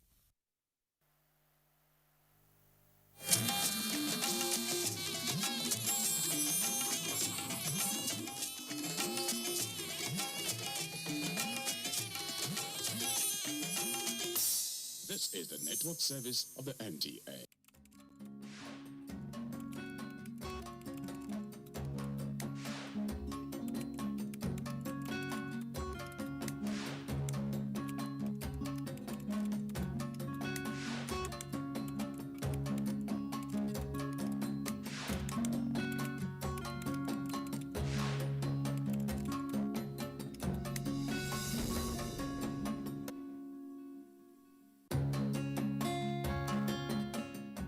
and welcome to Thoughts for the Week.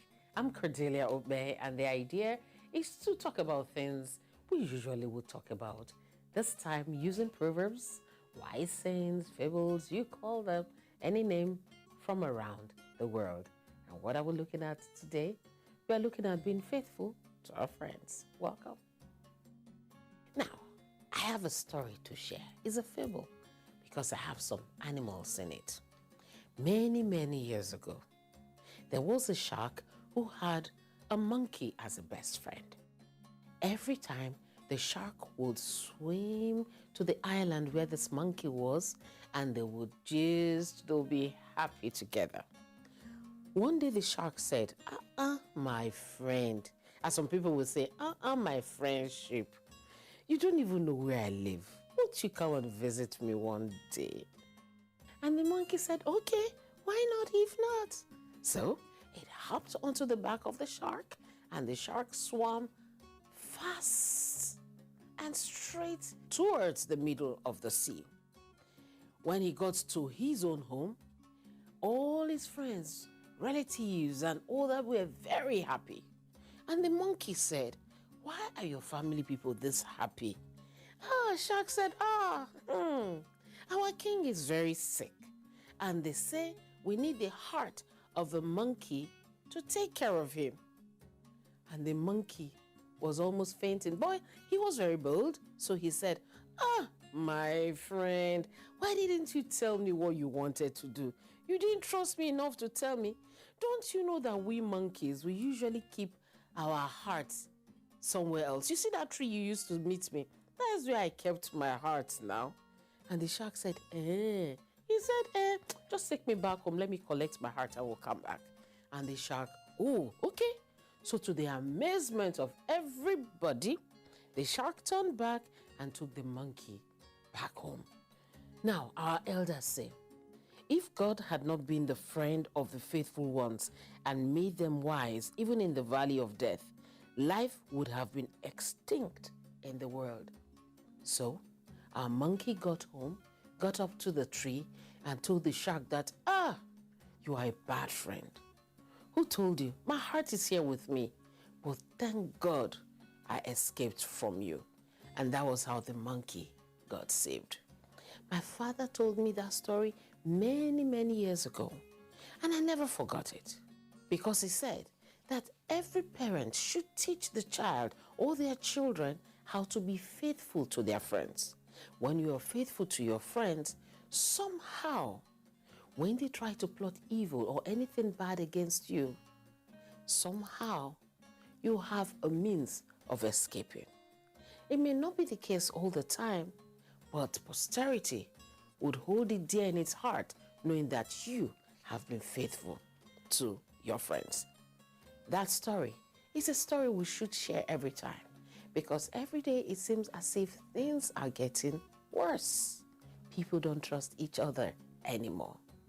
Whose fault?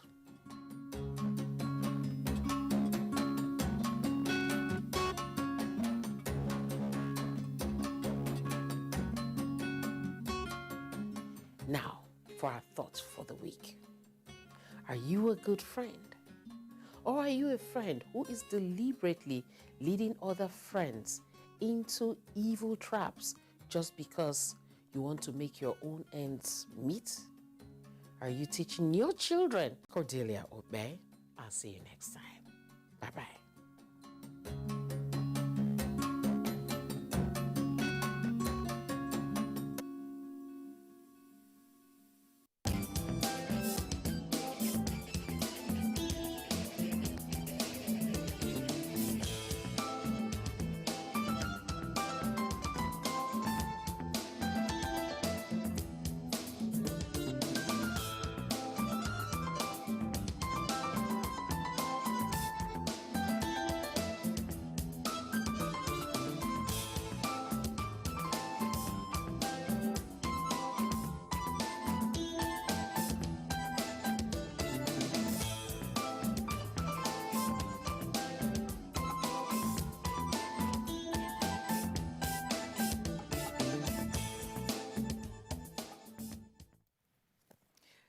Hello, it's a beautiful day today again, and the program is Conversation. My name is Elizabeth Abai. I'm excited, and if you look around my table, you will know why I'm excited. A whole lot is happening here.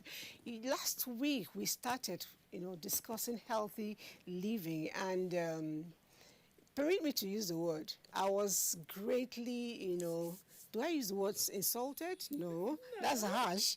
I was greatly reprimanded for putting different things on the table rather than very healthy things. And I decided to, show them that I can do it. Yes, I can do it. NTA can do it. So we have a lot of lively things on the table, healthy things on the table, including the raw ones and the cooked ones. So we'll be going around and introducing ourselves. When we are done, probably we'll uncover the plates as well and get to find out what we have for food. Let's start with I want to call it Chief Herbalist, because most of these things, most of these arrangements was actually your beat. So, your name? Well, I'm Dr. Stella Iwagu. Okay. I call myself a public health farmer. Okay. Because I have a PhD in public health, and I also went into farming in order to promote health. Beautiful. Because we are what we eat. Beautiful. If we can get our nation to eat well, we'll be on our way to a healthy nation. Very well. And I recall yesterday, Kevin was telling me, besides just eating, I need to eradicate mosquitoes around me so I can get healthy. Okay. Kevin Fineface, public good advocate. I think it's nice being here to get to see that we have to eat healthy. All right. And happy birthday again, but the world will want to know your name. My name is Mrs. Felicia Ode. I am a nurse, and I have more knowledge on nutrition, and I'm glad to be here. All right, beautiful. So everybody here has knowledge except Elizabeth, but I have one knowledge, how to eat everything. So I intend to eat a whole lot today. I will quickly get to play you a feature. I think it's something on how to prepare mixed vegetables. Let's see this.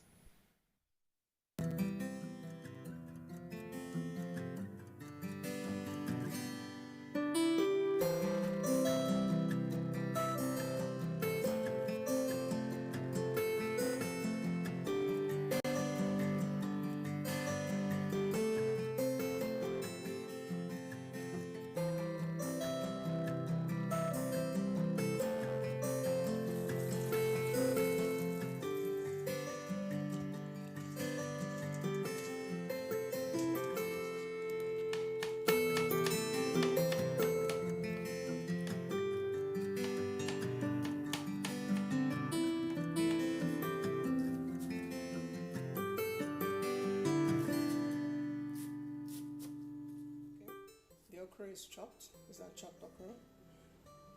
This is the chopped vegetable and kale. This is the chopped mushroom.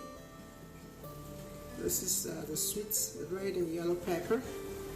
And of course, this is the cauliflower. And our spices. We already had the other ones put.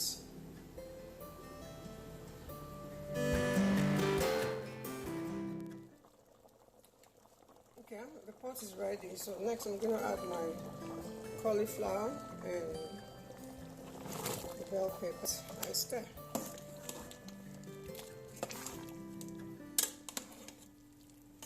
Okay, no special order. I'll be adding the vegetables. Yes. I'm going to put the okra, already diced.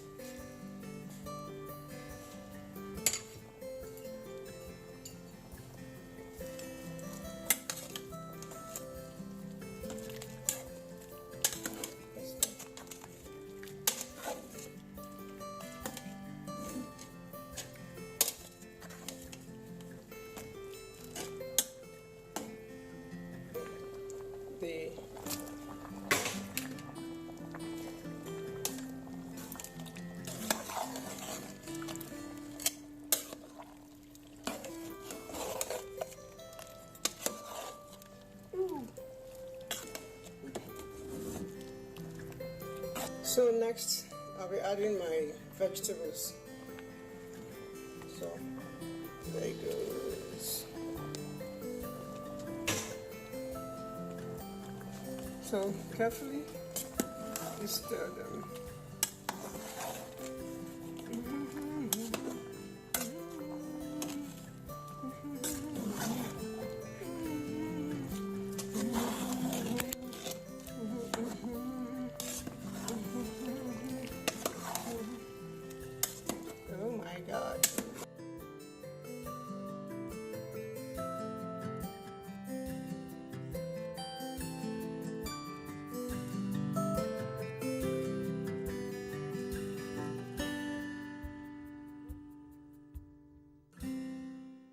soup here. Yes. Did we whet your appetite? Well, the good thing is, if we did, then you better start coming, because everything you saw there, it's on the table, and both the fresh ones and already cooked. In fact, the pot is actually sitting here with us, so we intend to make good use of all the food here. But before then, I'd like to really start with you, because it was you that attacked me last week. Are you pleased with my table? Isn't that colorful? Who is not pleased? Hey, viewers, are you not pleased with this picture? That's lovely. No, I remember last week you talked a whole lot about mushroom, and I'm seeing the mushroom on the table. A lot of times we get confused with what to really do with mushroom, except probably what we saw now. I really don't understand sometimes what we can do with mushroom. Can you explain for me? Mushroom is as versatile, it's like a bridge between chicken and vegetable. Chicken and vegetable? Between fish and vegetable, honestly. So mushroom is very rich in protein, has a lot of fiber, a lot of microelements. And you can use mushroom in everything you can use chicken for. You understand? So in that okra soup, I'm sure there's mushroom in there. There was mushroom. And actually, you can use mushroom in your omelette. You want to Okay, see like the omelette? okay. Okay. So We have an omelette on the table. Omelette. Yummy. Wow. So, you see, that's mushroom. So if you cut it open, apart from the other vegetables that you see, you're going to see a lot of chunky mushroom. Smells so nice. Of course you will. I think we should suspend the program. Let me to bring some facts so we can deal with this first, so you can all go. you do is just tear the mushroom into shreds. Okay. And if you want it chunkier, you could also do that. So you can use mushroom in your omelette. You can make mushroom pepper soup. Oh, okay, yeah. I think I remember that growing up. The same way you make chicken pepper soup, you can make mushroom pepper soup. You can make mushroom pie. Instead of stuffing it with other beef and non-beef, you can stuff your pie with mushroom. In all the soup, traditional soup you make, you can add mushroom. You know, let's reduce the meat a little bit. As we get older, you don't need all that cholesterol in your, because you get all your protein and more. Your selenium, your zinc, all the micro elements are filled up in mushroom. As it promotes your immune system, helps you lose weight, fills you up because it's fiber and moisture. So you can have mushroom in okra soup, you can have mushroom in egusi soup, you can have mushroom in oha soup, you can have mushroom in okra soup, in just all the soup. She's talking, I'm imagining a lot of things, in my head. You can have it, you can serve it big chunky like that. Okay. You can also put them in shreds. And you can have mushroom in your smoothie. And you can also eat mushroom raw.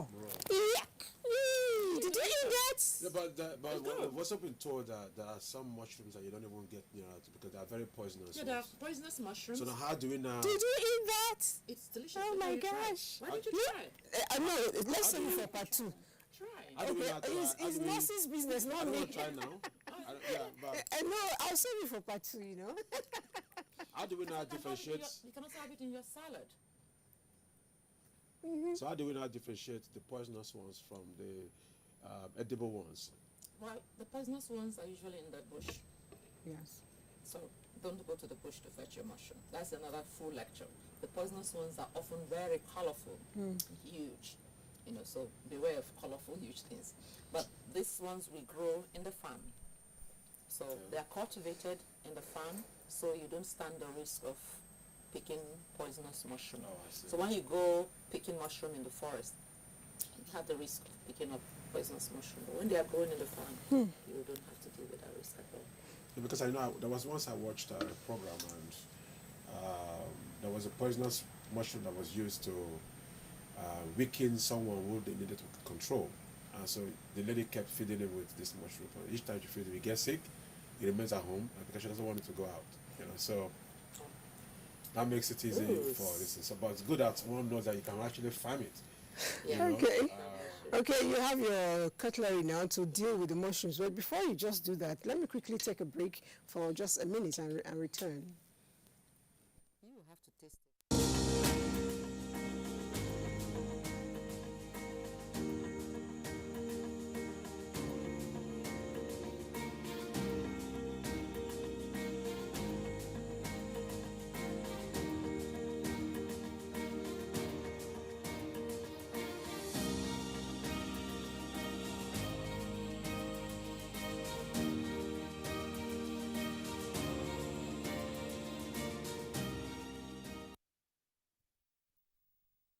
stop this senseless killing.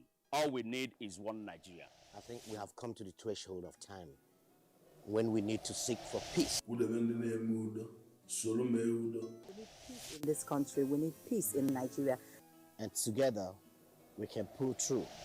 No matter where you come from. Hausa, Igbo, or Yoruba. We cannot achieve a better Nigeria by fighting. Let us stand together in brotherhood and solidarity and strive for peace. And not because of their tribal or their religion or whatsoever background. Da zaman lafiya da kwanciyar hankali a cikin ƙasar Najeriya. Let us support the government of the day to embrace peace in our nation. Your Nigeria, our Nigeria, my Nigeria. This message is brought to you by the Ambassador of Voice for Change Initiative, supported by the Nigerian Television Authority, NTA, and the Federal Capital Territory.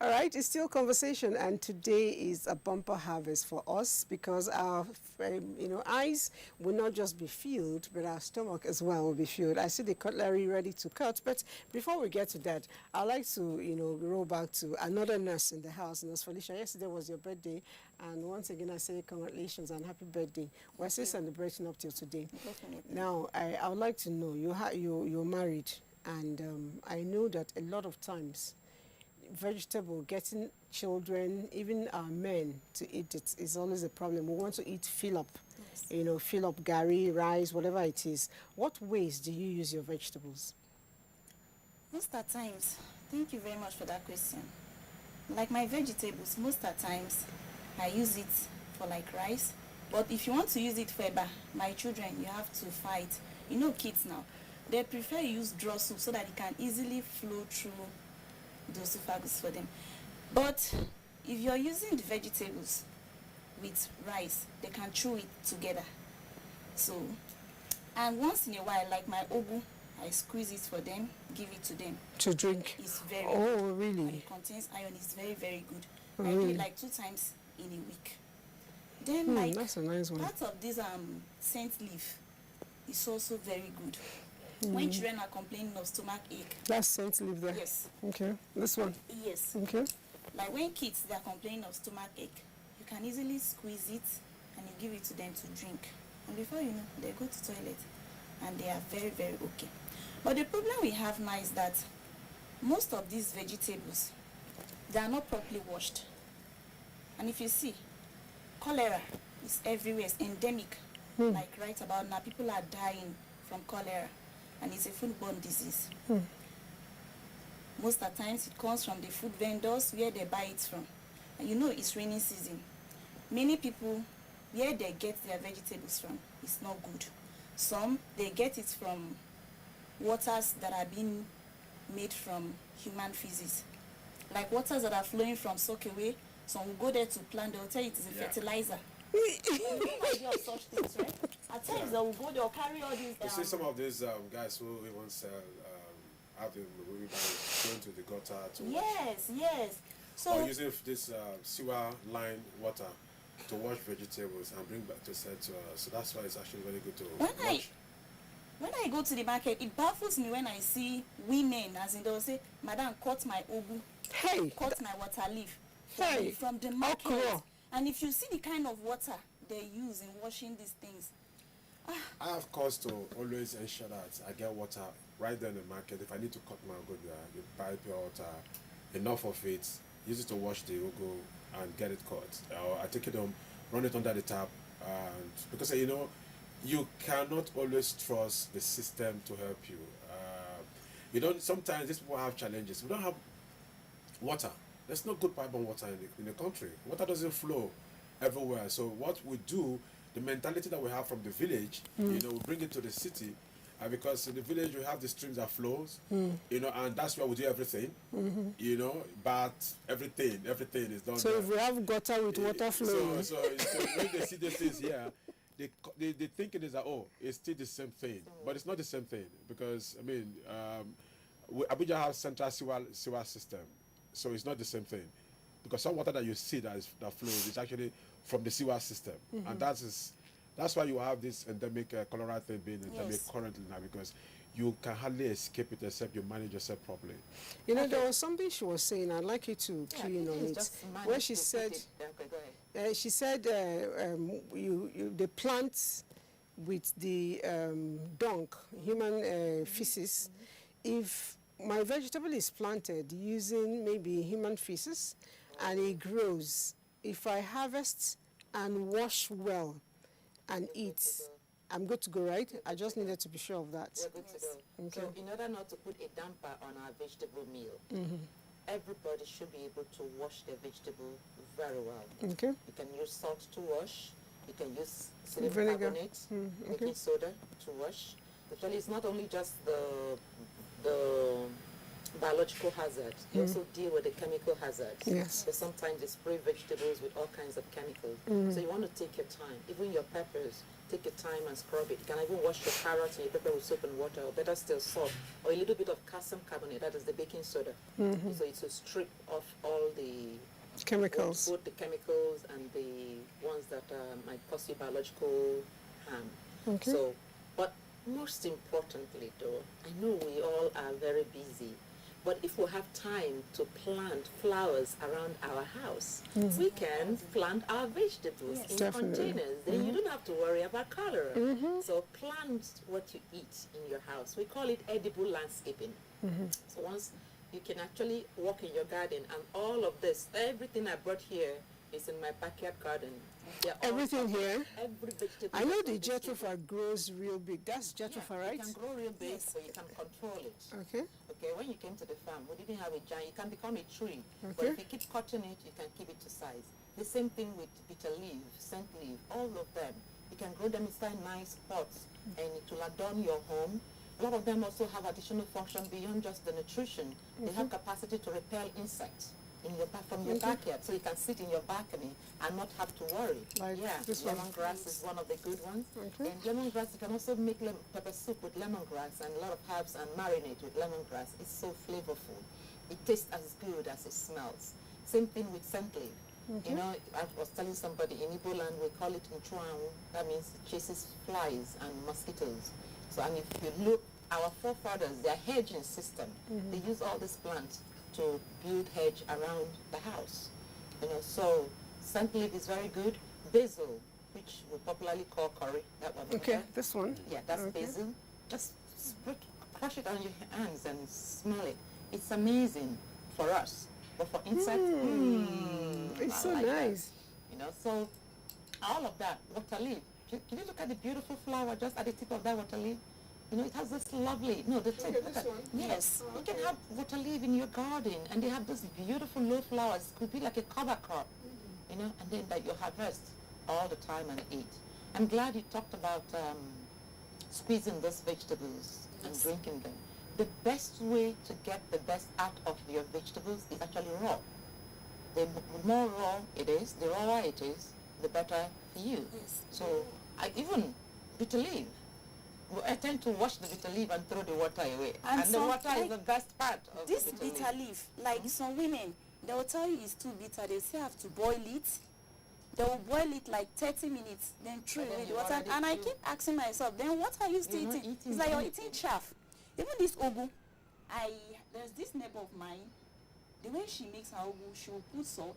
She will make sure she squeezes everything all in the name of I want to make it soft. And I said, then you go for your water leaf. It will at least make it soft for you. So by the time you throw away the whole nutrient, then you're just eating chaff. So we want to retain the color. If your vegetables are not still looking green on your plate, you have overcooked like it. The Yes. I see on the omelette. Yes, you can see they're all lovely and green. Yes. Very good. Let's see if the vegetable inside the soup is also green.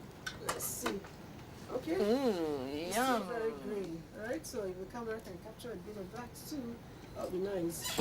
So our soup is all green. Yes. Should I move that forward a little bit? Yeah, you can. So another thing Kevin mentioned that I want to really hype on is cutting the vegetable. I don't know if I'm wrong. You're better able to tell us.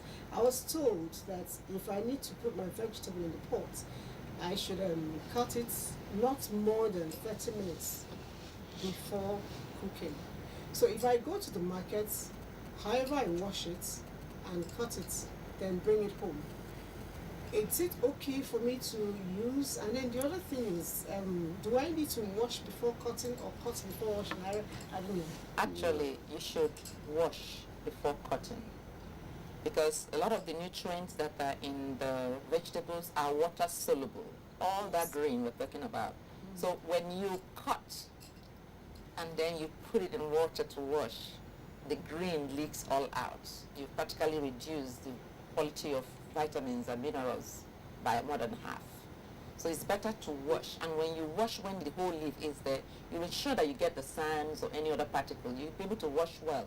Then you cut, and then you put it in your food. And then you allow your food to cook. If it is soup you're cooking, allow it to boil over, done your thing. And then once you put the vegetable, you stir it, you turn off the gas. The cooking continues with whatever heat that is in the pot. So that way you retain as much of the nutrients as possible. So you don't want to, even if it's vegetable you want to store in the fridge, I tell people, cook your stock. Have your vegetable handy.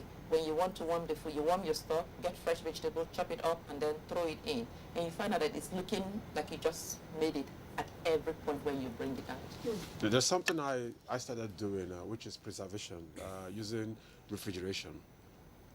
Vegetables are actually kept in the fridge. They look fresh, remain fresh for like 3-4 days. If your fridge is really working. So what I do, if I need to cook. Fridge in Nigeria? Yes. What I do, it's a fantastic really fridge that's nice working exceedingly. It lasts for a very long time. So each time I need to cook stew or soup, I bring out like what you said. Or sometimes you just lace it on your meal. Now I think one of the challenges we have is that we were not really educated as to how to take advantage of all of these things. We've always seen vegetables as something you eat when it's cooked, not knowing that it's actually best to eat it when it's fresh, raw.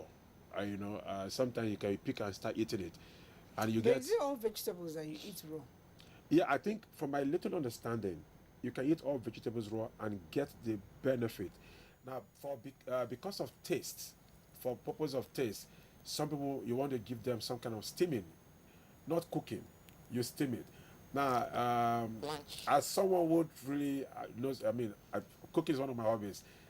Yes, I cook a lot. I do that a lot. So, as someone who cook a lot, I try so many different things. Okay. Sometimes, you lace it, you spice it, and you enjoy it. You can actually eat raw vegetable. First, cook your spice, then bring the vegetable in. Once it is done, mix it, and you have a fantastic meal, to go with. Now, you don't have protein. You don't need to bother because there's a way you actually spice up your sauce and adding vegetable. It looks like you're actually eating a well-balanced meal, and so that's the secret to managing some of those things. And there are a lot of vegetables that have a lot of protein in them. For example, our dear queen here, that's a queen of vegetable. This is kale. Kale has so much protein. It has fat. It has minerals. It's like a complete meal. Wow. And it's delicious. Raw, blended, cooked, and all you need. This one I can eat raw. I can eat a bit of this. Sure. It's acquired taste. We'll be amazed at all these things, everything. Recently, when I make my salad, I was explaining it to you that day.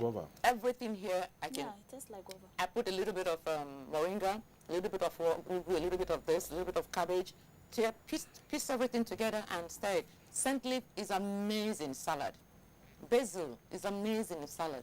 I chop a little bit of the tender lemongrass. Just cut it real good. So by the time you pull together your salad, you Thanks get for this knowledge, flavor. because I have not really tried scent leaf. Scent leaf, I grew up using with scent leaf in pepper soup.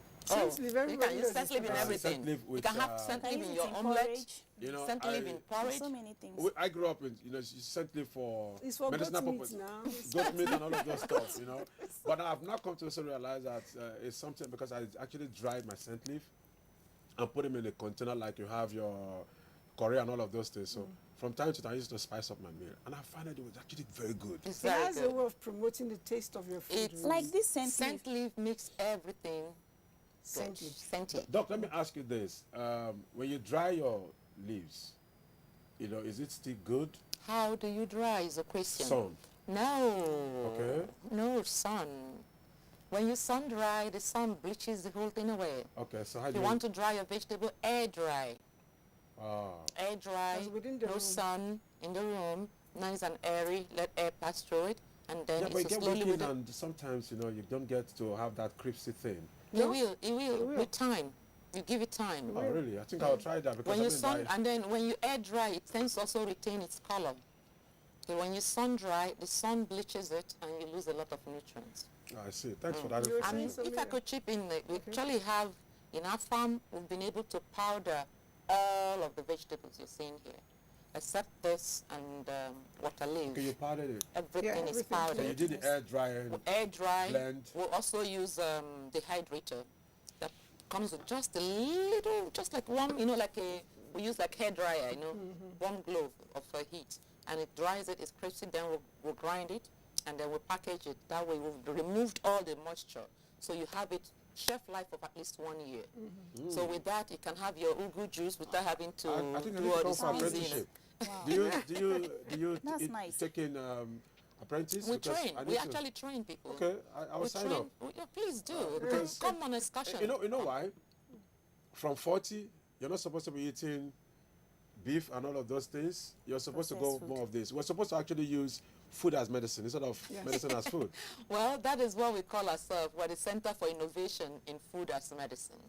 And I think the last 2-3 shows we had, I was able to explain how you can use all the different vegetables. Like scent leaf particularly is very good for the nerves. It's like she explained, it has a lot of antibacterial, antifungal, and antiviral property. Oh, oregano is there somewhere. Where is that thing that is over there? That's one of my most favorite. That's potato leaf. Moringa. Okay, moringa has so much protein, so much is good for Okay, the oregano is somewhere here. Yeah. Oh, and let me have another queen there. Alfalfa. Yeah, that's alfalfa. That's a. Yeah. Okay. This is very good. This is alfalfa. We have it in powdered form too. This is very good for promoting. It has a lot of protein. It's promoting breast milk. Okay. It's good for the metabolism. So women that are breast lactating, alfalfa is very good for them. And again, Is that the name that you can get it in the market? Or you can't find it so in the now market. that I'm not lactating, I take it, will I get... Try it. I'll try later. Okay, so alfalfa is very good. You can have it in your salad, And another interesting thing is food presentation. Yes. Put a little bit of this, garnishing. So another place our plants, our vegetables and plants and herbs can come in handy is in garnishing our food. Presentation is very important. If it's not looking good, I don't even want to try it.